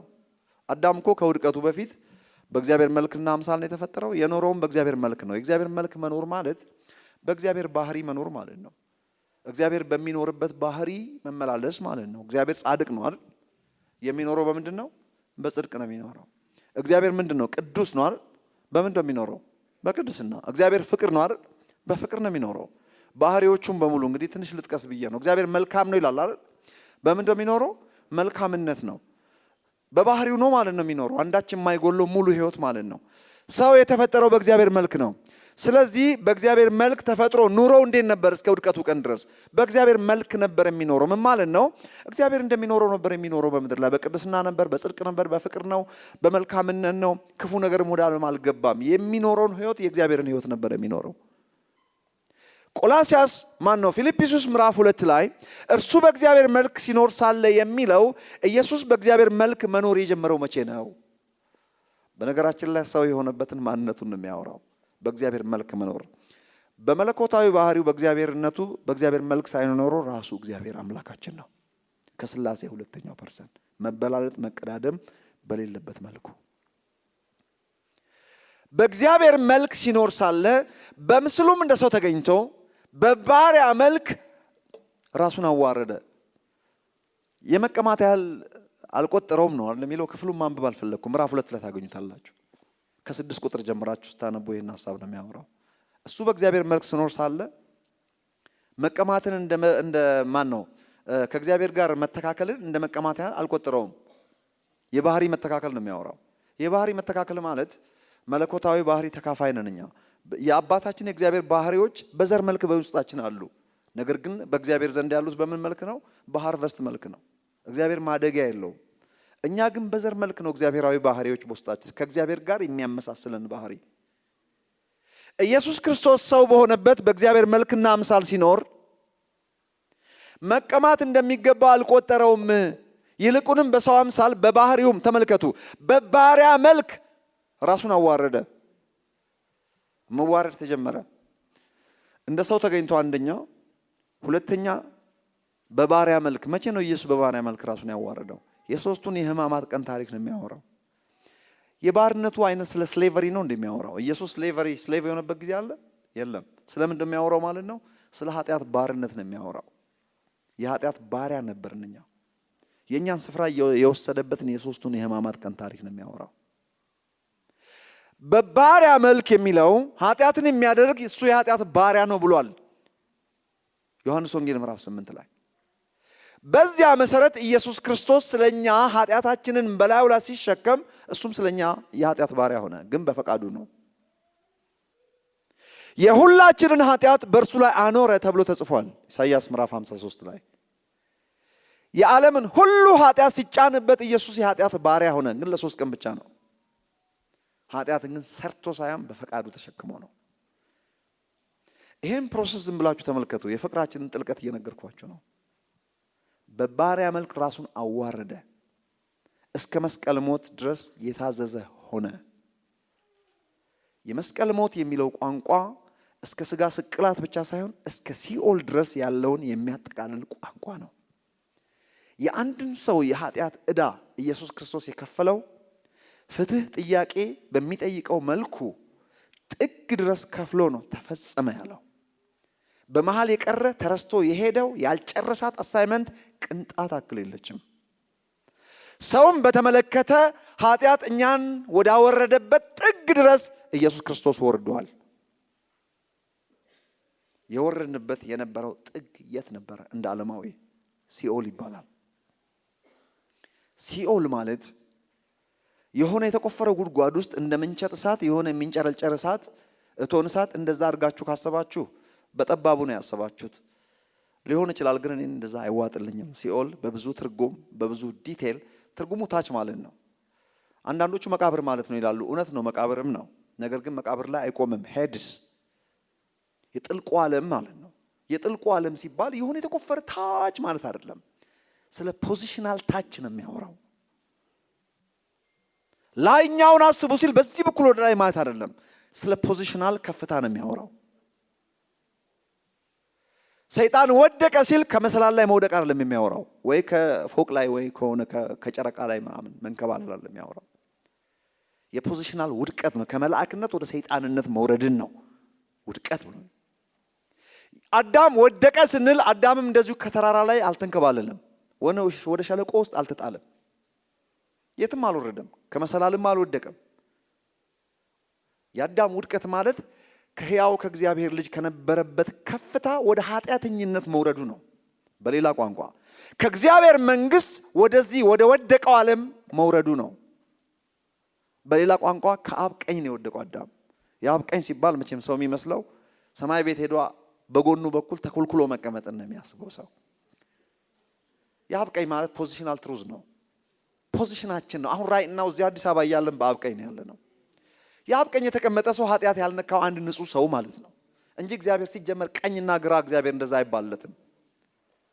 በሰማያዊ ስፍራ ብሎ ሲናገር ሰማይ ቤት ሄዶ የሆነ ተራራና እንትን አልፎ የሆነ ጨረቃ ከዋክብት አልፎ የሆነ ቦታ ላይ ሄዶ መዋኘት ማለቂያ የለውም። ይሄ ኖ ሲጀመር ሰማይ እዚሁ አጠገባችን ያለ ነገር ነው። ከስጋ ስንወጣ የምንገኝበት ዓለም ነው። እግዚአብሔር ሲጀመር ከኛ ጋር ነው ያለው። የአዳም ውድቀት ከዚህ ከምላችሁ ነገር ውስጥ መውደቅን ነው መውደቅ ያለው። የወደቀው ከእግዚአብሔር መንግስት ነው የወደቀው ብያችኋለሁ። ከእግዚአብሔር መንግስት ከአብ ቀኝ የተንከባለለው ሰው ወዴት ነው የወረደው? እስከ ሲኦል ድረስ ነው የተቆረጠው። ሲኦል ማለት አንድ የማያምን ሰው በአሁን ሰዓት ስጋ ውር ውር ሲል አይምሰላችሁ። ኦልሬዲ ሲኦል ውስጥ ነው ያለው። ሲኦል that's the state of being inside of you። የነፍስ ስቃይ በዚህ ሰዓት ውስጣቸው ቴስት ማድረግ አይቻልም እንጂ የሚያጣጥሩበት አሰቃቂ የውስጠኛው ድምጽ ኦልሬዲ ሲኦል ውስጥ ናቸው። እኛም ነበርን። የተዋጀነው የወጣ ነው ከዛ እንደሆነ ወቁ። አንድ ኃጢአተኛ ለምሳሌ በስጋ ሲሞት ኃጢአተኛ የሆነ ሰው ከሲኦል ይድናል? ሲሞት እኮ አይደለም ሲኦል የሚሄደው። ኦልሬዲ ሰውየው እዛ ውስጥ ነው ያለው። ሲሞት ከስጋው ሲለይ ያለበት ሰውየው ራሱን የሚያገኘው ኦልሬዲ ስቃይ ውስጥ ነው ራሱን የሚያገኘው። ጨለማ ውስጥ ነው ራሱን የሚያገኘው። ዘላለማዊ ተስፋ መቁረጥ ውስጥ ነው ራሱን የሚያገኘው። ቋንቋ የማይገልጠው ዳርክነስ ውስጥ ነው ራሱን የሚያገኘው። ዘላለማዊ ሞት፣ ዕለት ተዕለት መሞት። ሞት የሚለው ሲተነተን የዲስኮኔክሽን ሪዛልት ማለት ነው። ህይወት የሚባል ነገር ዝር የማይልበት ስፍራ ማለት ነው። እግዚአብሔርና እግዚአብሔራዊ ሽታ የማይደርስበት ስፍራ ማለት ነው። that's what hell is all about። እግዚአብሔር ፍቅር ነው። ሰዎችን ዛሬ ልጄ ሆይ እወድሃለሁ እባክናልኝ ብሎ ፍቅር ሲያሳየው ልክ ሲሞት አውሬ አይሆንም። አልቀየርም አልለወጥም ብሏል። ምንም ከእግዚአብሔር የተቀየረ ነገር የለም። ሊረዳው ግን አይችልም ነው። አሁንም እኮ ሰዎችም አያስገድድም እግዚአብሔር። ይሄን ሐሳብ ያዙልኝ። የሲኦልን ዝቅታ ከገባን ኢየሱስ ክርስቶስ ሊከፍል የመጣው ከየት ነው? ከእግዚአብሔር መልክ ነው። ኢየሱስ ክርስቶስ ወረደ የሚለው ከፍታ የተባለው አንድ የእግዚአብሔር ልጅ ኃጢአት ያልነካው ንጹህ ሰው። ከፍታው የንጹህ ሰው የአንድ ጻድቅ ሰው ስፍራ ሰማያዊ ስፍራ ነው። በአብ ቀኝ ነው። ኢየሱስ እኮ በምድር ሲመላለስም ራሱ አድራሻ የት ነው ብትሉት የት ነው የሚለው? በአብ ቀኝ ነው። ታስታውሳላችሁ ዮሐንስ ወንጌል ምዕራፍ 3 ላይ ከሰማይ ከወረደው በስተቀር ወደ ሰማይ የወጣ ማንም የለም፣ እሱም በሰማይ የሚኖረው የሰው ልጅ ነው አለ። በምድር ሳለ እኮ በሰማይ ቤት ነው ያለው። ምን ማለቱ ነው? ፖዚሽናሊ የአብ ቀኝ ህይወት ነው፣ የእግዚአብሔር ልጅ ነውና ኃጢአት አልነካውምና በገዛ ፈቃዱ ከዚህ ከፍታ ነው የወረደው።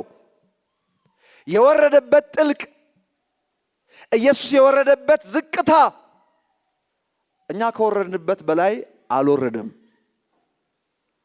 የወረድንበት ልክ ነው የመጣው። ያ የወረደበት ከመጣበትና ከወረደበት ዝቅታ ሶስቱን ቀን ኢየሱስ ክርስቶስ ካሳለፈበት ስፍራ ከሆነው ከደረሰበት ውርደት ከተሰቃየው የስቃይ አይነት ከአብ መለየት ከሚባል መንፈሳዊ ሞት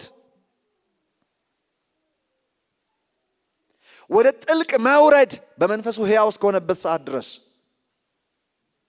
አለቅነትና ስልጣናትን እስከ ሻረበት እስከ ሶስተኛው ቀን መንፈስ ቅዱስ ሕይወትን እስኪዘራበት ሰዓት ድረስ he was disconnected, he was betrayed። የስኬፕ ጎት ታሪክ ብዙዎቻችሁ ታውቁ ነው ይሆናል።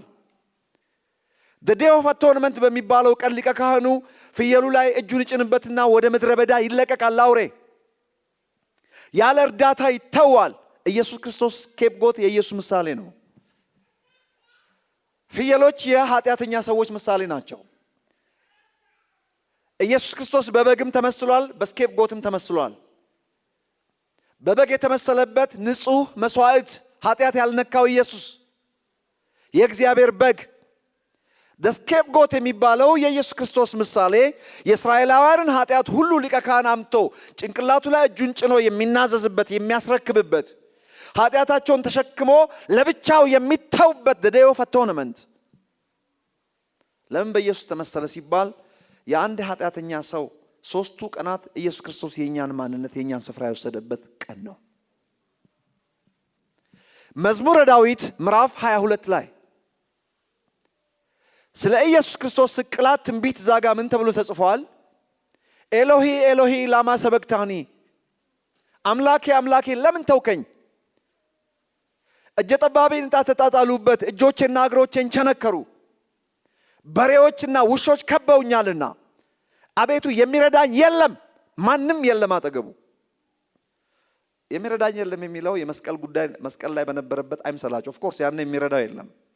ይሄንን የሶስቱን የኢየሱስ ክርስቶስ መንፈሳዊ ሞትና ስቃዩን ታላላቅ የመጽሐፍ ቅዱስ ስኮላሮች የጻፉት ጽሁፎች ዳኪመንት አለኝ እኔ እነ ቢሊ ግርሃም ሳይቀሩ ስለዚህ ጉዳይ የጻፉት። ቢሊ ግርሃም ምን ብሏል?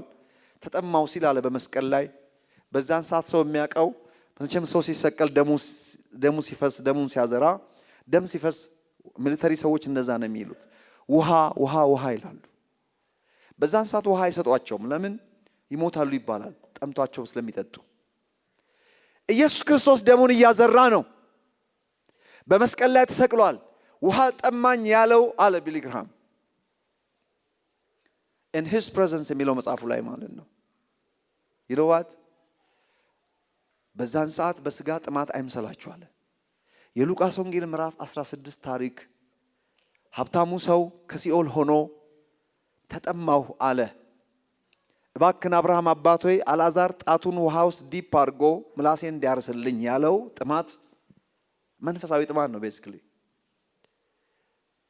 ተጠማው ያለው ያንን he was sinking down to the pits of hell። በዛን ሰዓት ኢየሱስ በመንፈሱ ሲኦል ወረደ ነው የሚለው። ለምን ወረደ? አንዳንዶቹ ሊሰብክ ወረደ ነው የሚሉት። ሊሰብክ የስቃይ ቦታ ሳይሆን ሲኦል አብርሃም እቅፍ ነው ሄደው። ስለዚህ ነው አንዳንድ ጥቅስ ይጠቅሳሉ። ያደረገው ሲኦል አፋፍ ላይ እሳቱ እንዳያቃጥለው ዳር ላይ ቆሞ የእግዚአብሔር መንግስት ቀርባለችና ንስሐ ግቡ አላቸው እንደተሰበከ። ስለዚህ ማን ሞኛል? ስቃይ ውስጥ ያሉ ሰዎች ይሄን አግኝተው ነው እንዴ ስለዚህ ውልቅ ብለው ይወጣሉ ማለት ነው ወይስ ለማስመሰል ነው? ሰብክ ያለው ነው። ምንድነው ያ ቦታ የሚያወራው? ኦፍ ኮርስ ሰብኳል። የሰበከው ግን በሶስተኛው በትንሳኤው ነው የሰበከው። ትንሳኤው በይፋ እያዞረ በግልጥ አሳያቸው ተብሎ የተጻፈው ቃል ቆላስይስ ምዕራፍ 2 ቁጥር 14 ማለት ነው። አለቅነትና ስልጣናት የተሻሩት በሱ ትንሳኤ ነው። ከሙታን መንፈስ ቅዱስ ሕይወትን ሲሰጠው ከሙታን በተነሳ ጊዜ ሲኦል ሹክ አረገች። የፍትህ ጥያቄ ተመልሷልና አለቆች ትጥቃቸውን ፈቱ፣ ዲስአርም አረጋቸው። የዕዳ ጽሕፈት ተደመሰሰ፣ ህግ ፍጻሜ ያገኘ። ከሳሻችን ከሳሽ ሲባል ከዚህ አትለፍ ነው ያለው። አለማለፍ አልቻልንም፣ ሁላችንም ሞት ይገባቸዋል። ህግ መልሶ ጠላት ሆነብን። የህግ ፍጻሜ the written code። አለቅነት ትጥቃቸውን ፈቱ፣ እያዞረም በግልጥ አሳያቸው እና አብርሃም በአብርሃም እቅፍ ተመለከቱ። ድል ያደረገውን ኢየሱስን በአይናቸው አዩ። ያለኛ ፍጹም እንዳይሆኑ አንዳች የተሻለ አይተወልድ የተባለው ቃል የተፈጸመው በዛን ሰዓት ነው። ሳያገኙ ሞቱና አብርሃም ነገር ግን በዛን ሰዓት አስቀድሞ ከርቀት አይተው እንደ ሻማ ብርሃን ተመልክተው ሳያገኙ ወይኔ ያኔ በተወለድኩ ብለው እንደ ጨረፍታ አይተው ያለፉት አሁን በሙሉ ከሞት ተነሳውን ድል ያደረገውን የእግዚአብሔር ልጅ ኢየሱስን አዩ። እነሱ ዳግም ተወለዱ። እነ ሙሴ ለመጀመሪያ ጊዜ እነሱን ወደ ሰማይ ሽፍት አድርጎ ነው 40-50 ቀን በምድር ላይ ቆየው። ክብር ለእግዚአብሔር ይሁን። ሉቃስ ወንጌል ምዕራፍ 16 ላይ ያለውን ቢሊ ግርሃም ባቀረበበት መሰረት in his presence ተጠማው ያለው ጥማት የስቃዩ ጥግ ሪሊ በውጪ ተጠማ ያለው ሰው የውሃ ጥማት ቢመስለውም ከዛ ያለፈ የውስጥ he was going down። ስለዚህ የወረደ የሄል ልክ ሉቃስ ወንጌል 16 ላይ ያለው ሀብታሙ ሰው ተጠማሁ ያለው ያ ጥማት ኦሬዲ ፊል ማድረግ ነፍሱ ልትወጣ ጫፍ ላይ ደርሷል። he was sinking down ብሎ ማርቲን ሉተርም ጆን ካልቪንም ትልልቅ ስኮላሮች ሁሉም በዚህ መልኩ ነው ያስቀመጡት። ይሄ ነገር ሊገባን ያስፈልጋል። ለምን የተወደድንበት ፍቅር ካልገባው እንዲሁ እግዚአብሔር ወደደን ሰው እንዴት ነው የወደደ? በቃ ይወደኛል። do you have something to say a little bit more? ትንሽ የወደድክበትን ሰዎች ገርል ፍሬንዳቸው እንኳን እንደምትወዳቸው ወይ ቦይ ፍሬንዳቸው እንኳን እንደሚወዳቸው ይናገራሉ። በጣም ነው የምትወደኝ ይላሉ አፉ ሞልቶ። ላትወደው ነው ልሻውደውም ትችላለች። ግን ስለሌላ ፍቅር አፋችን ሞልተን እናወራለን እኮ። ወደዋለሁ ብቻ ነው ማለት የምትችለው 100% ማለት ነው። እግዚአብሔር ብቻ ነው የሰው ልብ የሚያውቀው። ይሄ ምሳሌ ነው ለኔ የጌታችን የኢየሱስ ክርስቶስ ሞት እስከ ስጋ ሞት ሳይሆን መንፈሳዊ ሞትን ጭምር የሚያጠቃልል ነው። መንፈሳዊ ሞት እስከ ትንሣኤው ድረስ ያሉ የሶስቱ ቀን የሕማማት ቀን ቋንቋ የማይገልጠው የተወደድንበት የፍቅራችን ልክ ለምንድን ነው እዛ ጫፍ ድረስ መሄድ ያስፈለገው? እኔና እናንተ እዛ ስለነበርን ነው። ይሄ ሁሉ ፍቅር ይለካል ወይ? ፈጽሞ አይለካም። ሜጀር ይደረጋል ወይ? ኖ ኢትስ ኢሜጀረብል። ለማወቅ ሞከረ፣ ኢትስ ኢምፖሲብል። ዳትስ ከመታወቅ ያልፋል። ቋንቋ የለኝም ይሄ ነው ልል አልችልም አለ ጳውሎስ። ከመታወቅ የሚያልፈውን የክርስቶስን ፍቅር ከፍታውና ጥልቀቱ፣ ከፍታው ከመጣበት ከወረደበት ሲሆን ዝቅታው የወረደበት ጥግ ነው። በሰው ቋንቋ ይለካል ይሄ? አይለካም። how Jesus died on the cross of Calvary የተከፈለው የህይወት ክፍያ። በዚህ ላይ አንድ እርግጠኛ ሆኜ ለእናንተ መንገር የምፈልገውና እናንተ እንድታውቁት የምፈልገው ከሚያስፈልገው በላይ ክፍያ ግን ፍቅሩን ለመግለጥ ብሎ በቃ ቋንቋ የማይገልጠው ትርፍ ፍቅር አልሰጠም። የሚገባንንና የሚመጥነን ልኩ ያን ያህል ስለነበረ ነው። በዚህ በክርስቶስ ፍቅር ውስጥ እንድታዩ የፈለግኩት how God loves you። ኢየሱስ ክርስቶስ የከፈለው ከፍታውና ጥልቀቱ መለካት ተሞክሮ መለካት ያልቻሉትና ይህ immeasurable love ዋው! አብ ልጁን የወደደበት እሱ እንዴት no let me tell you something። ይሄ ሁሉ ወሬ ከኔና ከናንተ አንፃር ነው። በቃ አንቺ የተወደድሽበት ፍቅር መለካት አይቻልም። ኦኬ አንተ የተወደድክበት ፍቅር ሜጀር ማድረግ አይቻልም። በሰው ቋንቋ ፈጽሞ ኮምፕሪሄንድ ማድረግ አይቻልም። መለካት አይቻልም። በደፈናው ማለት የምንችለው ምንድነው? he loves me። እስቲ he loves me በሉ በእንግሊዘኛ። ቀላል እንግሊዘኛ ነው ያልኩት። ሁለት ወርድ ነው። say it again። ይወደኛል ነው ያላችሁት። እኔም ወደዋለሁ በሉ እስቲ። አሜን። ጌታ ይባረክ። ኢየሱስ ክርስቶስ የተናገራቸውን ቃሎች እኔ እያንዳንዷን ትርጉም ሰጣታለሁ። በተለይ እንደ ሰው ልጅ ሆኖ የተናገራቸው ነገሮች በሙሉ እኔን ስለሚመለከት ነው። he said my father loves me። ቀላል ቋንቋ ልትመስላችሁ ትችላለች። ጀግና እንደዚህ ይላል። ክብር ለኢየሱስ ይሁን። ብዙዎቻችን እቺን ቋንቋ ብንናገር ቶሎ ብለን እንደምንል ታውቃላችሁ። ያልተሟሉ ነገሮቻችን ቶሎ አእምሮአችን ላይ መጥተው ስለሚጮሁ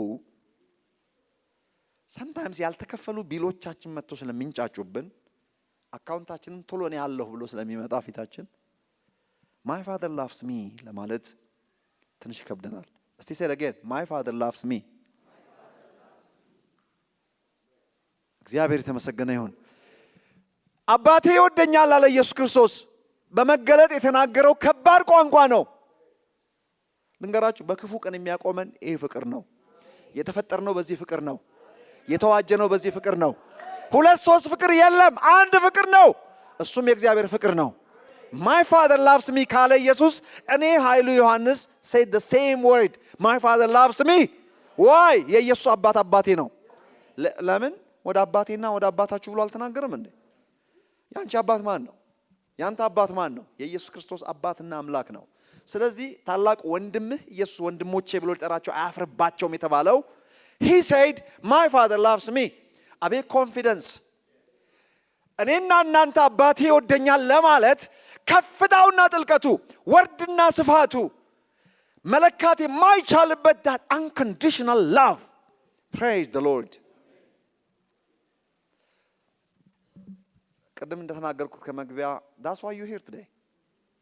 ስንት ነገር ተንኮታኩተን ወድቀን ተነስተን still he loves me ወድቀ ተነስተ ተንኮታክተ እንደምንም ብቻ አይንን ቀና አስታረቅ somebody smiling at you የነበርክ ማይል ፍቅሩ መቀለጃ ነው ወይ ኖ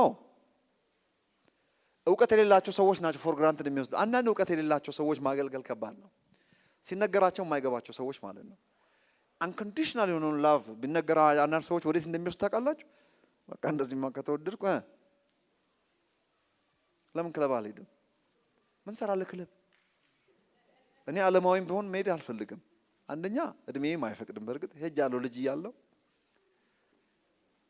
I did ግን ይጠቅመኛል ወይ ለምሳሌ አላጨስም አሁን ጌታም እግዚአብሔር የለም ቢባልም አላጨስም ለምን አጨሳለሁ ዋይ ሞኝ ነኝ እንዴ አልኮል ምንም ኃጢአት ጽድቅ ብያለሁ በቃ አልኮል ለምን ጠጣለሁ ዋይ ዓለማዊም ቢሆን አሁንም ማላረገውን አላረግም በአጠቃላይ ልላችሁ የፈለኩት እኛ መወደዳችንን ካወቅን ለእግዚአብሔር በቃ ተመቻችታል አትሊስት አካሄዳችን ሼፕ እያደረገ ይመጣል የተወደድክ ልጅ መሆን ከገባ እንደ ኢየሱስ ክርስቶስ ማለት ነው አባቴ ይወደኛል ባለበት ልክ ምንም አርግልኝ የተባለ እኮ ነገር የለም ናይን አርግልኝ ጾም ጸልይልኝ አልተባለም አትሊስት say just I want you to say my father loves me ትልቅ መገለጥ እኮ ነው ብቻው ነው በቃ አባቴ እንደወደደ ካወቅ መከራ አይደርስብህም አልተባልንም ክፉ አጋጥምህም አልተባልንም በቃ ምንም በዓለም ሳለ ሰላም ነህ አልተባልክ መከራ አለባችሁ የተባሉ ይላው ልዩ መከራ ነው የሚለው መጽሐፍ ቅዱስ ስለ ጽድቅ የሚሰደዱ ይላል ለምሳሌ ስለ ጽድቅ መሰደድ ማለት ነው ወንጌል ለመስበክ አይደለም በጽድቅ በመኖር ብቻ ተሰደዳለህ ይቀኑባል ሰዎች ለምን ተመቻቸ ለምን እግዚአብሔር ባረከው ምቀኛ ይነሳባል ግን ሰይጣን ያስነሳው ስለ ጽድቅ መሰደድ ማለት ያ ነው ወንጌል ለመስበክ ሄደህ ለመስበክ ብትሰደብ እሱ is okay so my friends ዛሬ ከፍታውና ጥልቀቱ የምትለዋን በደንብ ይሁ ከፍታው ከመጣበት ነው የመጣበት የሰማዩን አላልኩም እግዚአብሔር ሰው መሆኑን አይደለም እሱ እግዚአብሔርና እግዚአብሔር ጋር የሚያልቅ ነገር ነው ሰው ሆኖ ኢየሱስ ክርስቶስ ከተወለደበት እስከ 30 ዓመቱ የእግዚአብሔር ልጅ ሆኖ ነው የኖረው የእግዚአብሔር ልጅ ማለት አንድ ጻድቅ ኃጢአት ያልነካው ንጹህ ሰው ማለት ነው የእግዚአብሔር ልጅ ማለት በሰውነቱ አቅጣጫ ለ3 ዓመት ተኩል ከተቀባበት በመንፈስ ቅዱስ ከተቀባበት ከተጠመቀበት ጊዜ እስከ ስቅላቱ እስከ ሞቱ ድረስ 3 ዓመት ተኩል ይህ የእግዚአብሔር ልጅ እግዚአብሔር ወሰደና ልጁን ክርስቶስ አደረገው ምን ማለት ነው ሾመው ማለት ነው ሹመት ክርስቶስ ነው ብሎ በኢየሱስ የሚያምን ወይም ደግሞ ጌታም ክርስቶስም እንዳደረገው ኦፊሻሊ ክርስቶስነት ሹመት ተሾመው ዮርዳኖስ ወንዝ ሲጠመቅ በመንፈስ ቅዱስ ሲቀባ ነው ወቁ ቅባት ሹመት ነው ትርጉሙ ራሱ ክርስቶስ ማለት የተቀባ ማለት ነው the Messiah the anointed one ማለት ነው 3 ዓመት ተኩል በክርስቶስነት ጥሪ ሲያገለግል ስለዚህ 33 ዓመት ተኩል በመድር ላይ ሲኖር ኢየሱስ ክርስቶስ ኃጢአት አልነካውም ንጹህ የእግዚአብሔር ልጅ ነው በእግዚአብሔር መልክ ነው የኖረው በእግዚአብሔር መልክ መኖር ማለት በእግዚአብሔር ባህሪ መኖር ማለት ነው የእግዚአብሔር መልክ እኮ ባህሪዎቹ ናቸው ፍቅር የእግዚአብሔር መልክ ነው ቅድስና የእግዚአብሔር መልክ ነው ትህትና ደግነት ይሄ ሁሉ የእግዚአብሔር መልክ ነው ኢየሱስ ክርስቶስ ለ33 ዓመት በመድር ላይ ኃጢአት ሳይነካው ኖረ ማለት በእግዚአብሔር መልክ መኖር ማለት ይሄ ነው እርሱ በእግዚአብሔር መልክ ሲኖር ሳለ ፊልጵስዩስ ምዕራፍ 2 ተጠቀስኩላችሁ ይሄን ቃል ነው ማለት ነው ለ33 ዓመት ተኩል በእግዚአብሔር መልክ ከኖረ በኋላ ለሶስቱ የሕማማት ቀን ግን ኢየሱስ በእግዚአብሔር መልክ አልኖረም በማን መልክ ነው በባሪያ መልክ በምስሉም እንደሰው ተገኝቶ በባሪያ መልክ ራሱን አዋረደ በባሪያ መልክ የሚለው ቋንቋ እሱ ባሪያ አይደለም ኃጢአት አልሰራምና እኛ ግን የኃጢአት ባሪያ ነን ስንወለድ ባሪያ ሆነን አልተወለድንም የእግዚአብሔር ልጆች ነን ጌቶች ነበርን ገዢዎች ነበርን ግዙ ሲል ባረካቸው በገዛ ፈቃዳችን ነን የኃጢአት ባሪያ ይሆን ነው እኛ ባሪያ ነበርን እሱ ግን በባሪያ መልክ የሚለው ቋንቋ ኃጢአትን አላደረገም ኃጢአታችንን ተሸከመ ቮለንተሪሊ በፈቃደኝነት የሁላችንን ኃጢአት አብን በእርሱ ላይ አኖሮታል ኢሳይያስ ምዕራፍ 53 እሱም ለምን ተሸከምኩ አላለም የመጣሁት ለዚህ ፐርፐዝ ነው በእርሱ ሞት እኔ ሞት ዘንድ ነው የተፈለገው በነገራችን ላይ ሰማይ የሚያውቀው የኔና የናንተ ሞት ነው ወቁ እሱ ሲሞት በእርሱ ሆነን ሞተናል አብረን ለዛ ነው አብረን እንደተሰቀልን አብረን እንደሞትን የሚናገረው አብረን እንደተቀበርን አብረን እንደተነሳን እዚሁ ኤፌሶን ላይ ቅድም አላነበብኩም ምዕራፍ 2 ላይ በቀኙ ሲያስቀምጠው አብሮ አስቀምጠን ይሄ ሁሉ አብረን በሌላ ቋንቋ ኢየሱስ የሆነውን ሁሉ የሆነው እኔ በእርሱ ሆኜ እሆን ዘንድ ነው። ሚስማር የበሳሳው የተሰቃየው ደሙን ያዘራው ስጋው እስኪሸረካከት የተገረፈው ኢየሱስ ነው፣ እኔ አይደለሁም። ነገር ግን ይሄ ሁሉ ለኔ ተቆጥሮልኝ በእርሱ ሆኜ የሱ መከራ እኔ በእርሱ ሆኜ የሞትን ዕዳ እከፍል ዘንድ የተፈለገው ኢየሱስ መሞቻዬ ነበር ማለት ነው። ስለዚህ ሰው ሁሉ በኢየሱስ ክርስቶስ አብሮ ሞተ። ቃል በቃል ጥቅስ ለምትፈልጉ እኔ ወደ ላይ ከፍ ከፍ ባልኩ ጊዜ በተሰቀልኩ ጊዜ ዓለምን ሁሉ ወደ ራሴ ስባለሁ። ዓለም ሁሉ ተሰቅሏል ያለ፣ ዓለም ሁሉ ሞቷል፣ ዓለም ሁሉ ተቀብሯል፣ ዓለም ሁሉ ከሙታን ተነስቷል። ከሱ ጋር ያልተነሳ የለም። ዋጋ ተከፍሏል። ዓለም ሁሉ በአብ ቀኝ አልተቀመጠም። የተቀመጡት እነማን ናቸው? ፈቃደኛ የሆኑ ሰዎች፣ ጌታን የተቀበሉ አዎ ተደርጎልኛል የሚሉ ሰዎች። This is the excellent love of God። እኔ ብዙ ባወራ ደስ ባለኝ በዚህ ጉዳይ ላይ በአንድ ሰንዴ ሰርቪስ የሚያልቅ ትምህርታዊ ስብከት በኢንስፒሬሽን አትሊስት ዛሬ አንድ ነገር ዴሊቨር አድርጌያለሁ። በዚህ ጉባኤ አባቴ ይወደኛል የሚለውን ዲቴል እስቲ ኢየሱስ የመጣበት ከፍታ ከእግዚአብሔር ባህሪ ጋር ከእግዚአብሔር ባህሪ መተካከል ማለት የተካፈልነው ባህሪ ከእግዚአብሔር ባህሪ ጋር የሚተካከል ነው። እግዚአብሔር ፍቅር ነው። እግዚአብሔር ቅዱስ ነው። እግዚአብሔር ጻድቅ ነው። በራሴ ጽድቅ ነው እንደ ጻድቅ የሆንኩት? ጽድቃችን ክርስቶስ ነው አልተባለም እንዴ? የአብ ባህሪ እኮ ነው። የእግዚአብሔር ባህሪ እኮ ነው በእናንተ ያለው። የባህሪ መተካከልን የጣለው ኢየሱስ ክርስቶስ በምስሉም እንደ ሰው ተገኝቶ በባሪያ መልክ ኃጢአታችን ተሸክሞ ልክ የኔን መልክ ይዞ የመምጣቱ ዓላማ የወረደበት ጥግ እኔ ወደ ወረድኩበት ጥግ ነው የወረደው። ይሄ ከገባችሁ አትሊስት የወንጌል ትርጉም አገኛችሁ ማለት ነው። ዛሬ ሚኒንግ አለው ማለት ነው ለእናንተ ትርጉም። ወንጌል ዝም ብሎ ወገኖቼ እግዚአብሔር እኮ እሱ እግዚአብሔር ምን ትርጉም አለው? እንደዚህ ስብከት ምን መስዋዕት የእግዚአብሔርን ታላቅነት እንኳን እኔ ትናንሽ ልጆች ያውቃሉ። ዓለማዊም ብትጠይቋቸው ሱማ ትልቅ ነው ይላል። ምንድነው ተሰበከ ማለት ነው? እንደዛ ማለት ትልቅ ነው ማለት የሰማይ ስባሪ ነው የሚያክለው ማለት ነው። ትልቅነት ምን እያልን ነው? እግዚአብሔር ትልቅ ነው ስንል ሁሉን ቻይነቱን ነው እኛ የምናወራው። የመጠን ጉዳይ ነው እንደምናወራው። የእግዚአብሔርን ባህሪ ፍጻሜ የሌለውን ባህር ተቀርቶ እንደማያልቅ የእግዚአብሔር ባህሪ ታውቆ የማይጨረሰውን ድንቅ ኤክሰለንት ባህሪዎቹን ነው የምናወራው። ደግሞ የተወደድንበት የፍቅር መጠን ተመልከቱ። ከፍታውና ጥልቀቱን ተመልከቱ። ለምን ሙትት ያላችሁ አትሆኑም? ሙትት በሉ እያልኳችሁ አይደለም። ነገር ግን he loves you። አዎ እግዚአብሔር ይባረክ። የዳናችሁበት የተፈጠራችሁበት ፍቅር ተመሳሳይ ነው። አሁንም ያላችሁበት የቆማችሁበት የእግዚአብሔር ቤተሰብ የሆናችሁት በዛው ፍቅር ነው። በድካማችሁም ጊዜ ሳይቀንስ በሙላት ያለው ያው ፍቅር ነው። የወረደበት የዝቅታ ታች the pits of hell የሚባለው ሄል የሚለው ከገባን ሲኦል ምን እንደሆነ ከገባን እዛ ጥግ ድረስ የሚሄዱ ዓላማ መጽሐፍ ቅዱስ ነፍሴን በሲኦል ውስጥ አትተዋትምና ቅዱስ መበስበስን ያይ ዘንድ አትተውም ማለት ስለ ኢየሱስ ክርስቶስ ሞት ሲናገር ለምንድን ነው ሲኦል ውስጥ እስከዛ በሲኦል ውስጥ አትተወኝም ሲል ሶስቱን ቀን የት እንደነበር ያ ሁሉ ዓላማው ምንድን ነው? ያለሁበት ድረስ መምጣቱ ነው። ስለዚህ ሳትሸራረፍ እያንዳንዲቷ ክፍያ ተከፍላለች። that's who you are my friends። እግዚአብሔር የተመሰገነ ይሁን። ስለዚህ ይሄ ጉባኤ ይሄ ስብከት ከተሰበከ እንዲህ ከተወደደ የተወደደበት የፍቅር መጠን ይሄ ከሆነ ተለክቶ መለካትና ይሄን ያክላል ማለት የማይቻል አስደናቂ ፍቅር ዛሬ ከገባው ልጁ በተወደደበት የፍቅር መጠን መወደዱን ለገባው ሰው አባቴ ይወደኛል እንዳለው እንደ ኢየሱስ ክርስቶስ ታናናሾቹ እኛም አባታችን ይወደናል ማለት ከቻልን that's who you are። ዋስትናችንስ ለወደፊት ይሄው ፍቅር ነው። በቃ ይሄ ፍቅር ያቆመኛል። ይሄ ፍቅር ከዚህ ፍቅር የተነሳ ምን ሆናለሁ ብዬ አላስብም። አንድ ቀን ህይወት ከጄ ቢወርቅና ሲኦል ብገባስ አላስብም። እንዳላስብ የሚያደርገኝ የተወደድኩበት ፍቅር አለ። ይሄ የተወደድኩበት ፍቅር ኦሪጂናሊ የተፈጠርኩበት በመልኬ በአምሳሌ የተባልኩበት ፍቅር ነው። አንድ ቀን በረከት ያለኝን ነግሬያችኋለሁ። ትልቁ የእግዚአብሔር ፍቅር ምኑ ጋር የተገለጠ ይመስላል ሲለኝ መስቀል ነው አልኩት። ትክክል ነው መስቀል ነው፣ ግን እስቲ ሌላ ነገር አስባለኝ። ከዛ በላይ አላቅም አልኩት። እስቲ ዘፍጥረት ምዕራፍ 1 ጋር ልውሰድህ አለኝ። እስቲ የተፈጠርክበትን ፍቅር ዞር ብለህ ይዋለኝ። ምን ማለት ነው አልኩት።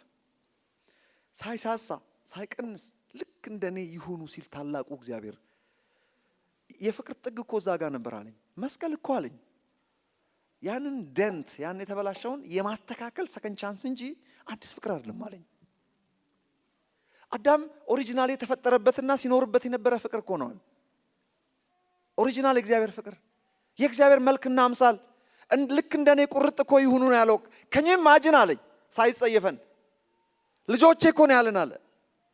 ከዚያ ፍቅር ስንጎድል የመስቀል ፍቅር እኮ ያንን የመመለስ ፍቅር ነው። አናንቄ ሳይሆን እሱም ያለኝ ኦሪጂኑ እዛ ነው። ያንን ፍቅር ሪስቶር ያደረገበት ነው መስቀል ደግሞ ሪስቶር የተደረገበት መጠኑ ከፍታና ጥልቀቱ ወርዱና ስፋቱ immeasurable መለካት የማይቻል more than you can imagine። ስለዚህ በመደነቅ ብቻ ምንቶ ነገር ግን መናገር ሲያስፈልገን ከተናገርን ዛሬኛ በመንፈስ ቅዱስ ሆነን ምንድነው የምንለው? የተወደድኩት ልጁ ኢየሱስ ክርስቶስ በተወደደበት ልክ ነው። አትሊስት መናገር እንችላለን ማለት ነው። why Jesus said it እኔም በወደድክበት ፍቅር ወደድካቸው። ሌላ ምንድነው ያለው? የወደዳቸውን እስከ መጨረሻው ወደዳቸው። ለዚህ ያለ መጥፋታችን አንዳንድ ሰው ከሰው ከዳነ በኋላ ይጠፋል አይጠፋም የሚሉት ለምን እቺን ቃል እንደማያነባው አላውቅም። የወደዳቸውን እስከ መጨረሻው ወደዳቸው እና በጽድቄ ነው የቆምኩት ስንት ጊዜ we messed up a lot so ለምን ያልጠፋ ነው? ለምን አልተሰረዝንም ከህይወት መዝገብ ላይ? ላንጠፋ ፈልጎ አግኝቶናል። ላይ ጠላን ላንዲና ለመጨረሻ ጊዜ ወዶናል። ደግሞ እርሱ እንደወደደን እንጂ እኛ እንደወደድነው አይደለም። እኔ እንደወደድኩትማ ቢሆን ኖሮ ገና ድሮ አሽቀንጥሬ አዳም እኮ በጥቂት ነገር ነው ከእጅ ወደቀው። ኦፍ ኮርስ ባካፕ የለውም። እኔና እናንተ ግን ዛሬ በአብ ቀኝ በተቀመጠው ስለ ኢየሱስ ክርስቶስ እንድታስቡ ፈልጋለሁ። ስለዚህ ልጁ የሌለ ቀን ነው ምን የሌለሁት። ልጁ ሲወድቅ ነው የምወድቀው፣ መቼም አይወድቅም እሱ። ዋስትናዬ በአብ ቀኝ ያለው ነው። that's what the love of God is all about. praise the Lord, hallelujah። የመጨረሻ ነገር ልናገርና ጸሎታችን ፕሮግራማችንን እናጠናቅ። አዎ መወደድ ተወድናል። we are expected to love him back at least ለዛ ፍቅር ምላሽ ከመስጠት አንፃር አይደለም ባህሪ ስለሆነ ሲምፕሊ እሱ ወደኛልና እኔም ባልወደው ምን ይለኛል በሚል አይደለም። ዶንት ወሪ ባትወደውም ይወደዋል። አንኮንዲሽናል ላቭ ማለት ምንም ሆን ስንት የተንኮታክቶናል እኮ ብያቸዋለሁ። ስንት የጀርባችንን ሰጥተነዋል። ስንት ጊዜ የማይሆን ቦታ ተገኝተናል። ተከትሎን መጥቷል እንጂ አልጣለንም። Don't worry about the love of God. That's unconditional. But we are expected to love the Lord. መጽሐፍ ቅዱስ love the Lord and shun evil። መጽሐፍ ቅዱስ በቀጥታ እኛም ስለ መውደዳችን ይናገራል። ስለዚህ አስቀድሞ ስለወደደን ይላል። ከዛ የፍቅር ባህሪ በዘር መልክ ስለተካፈልን I have the potential to love the Lord. The love the Lord የሚለካው ምኑ ጋር ነው አፕላይ የሚደረገው? አጠገባችን ባሉት ላይ ነው ማለት ነው። ስለዚህ we have the potential to forgive። አይ እሱንም አይቅር ማለት አልችልም የሚሉ ሰዎች አሉ። you have the potential አቅሙ አለ፣ አለመፈለግ ሌላ ነው። ይሁን አዲስ ሆኖ ትወደኛለህ የሚል ጥያቄ ጠይቀዋል። ያ ጥያቄኛ ምን ጠይቃለን? አዎ እንወደዋለን፣ ጌታ ስሙ ይባረክ። ከአገልግሎት አንፃር ነው እዛ ጋር የጠየቀው። አብርሃምን ደግሞ ምን ብሎታል? በእርግጥ እንደምትወደኝ ዛሬ አወቅኩ አለ። የኛም ፍቅር የኛም በአክሽን የሚገለጥ ነው፣ በወሬ አይደለም። በአምልኮ ዛሬ እግዚአብሔር ይመስገን በዚህ ስፍራ ለምንድን የመጣ ነው? we love you too እኛም እንወዳለን ልንኖር የመጣ ነው። በዝማሬ ፍቅራችንን ገለጥንለት፣ በአስራታችን በመባችን ገለጥንለት።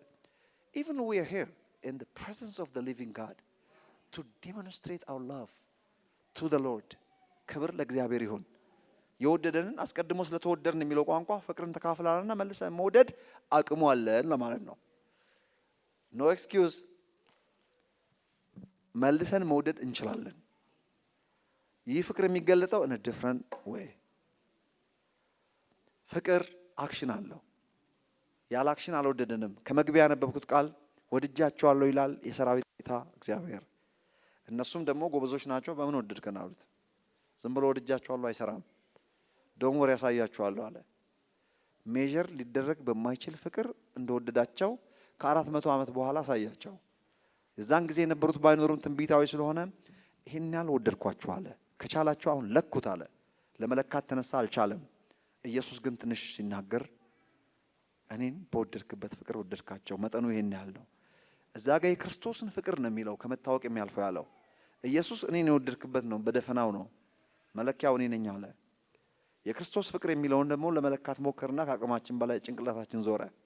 በደፈናው አባቴ ይወደኛል በሚለው ላይ ቆመን፣ ይወደኛል ግን ይወደኛል ነው። ኦኬ፣ እስከ ጾምን እስከ ጸለይን ቀን ብቻ አላልኩም።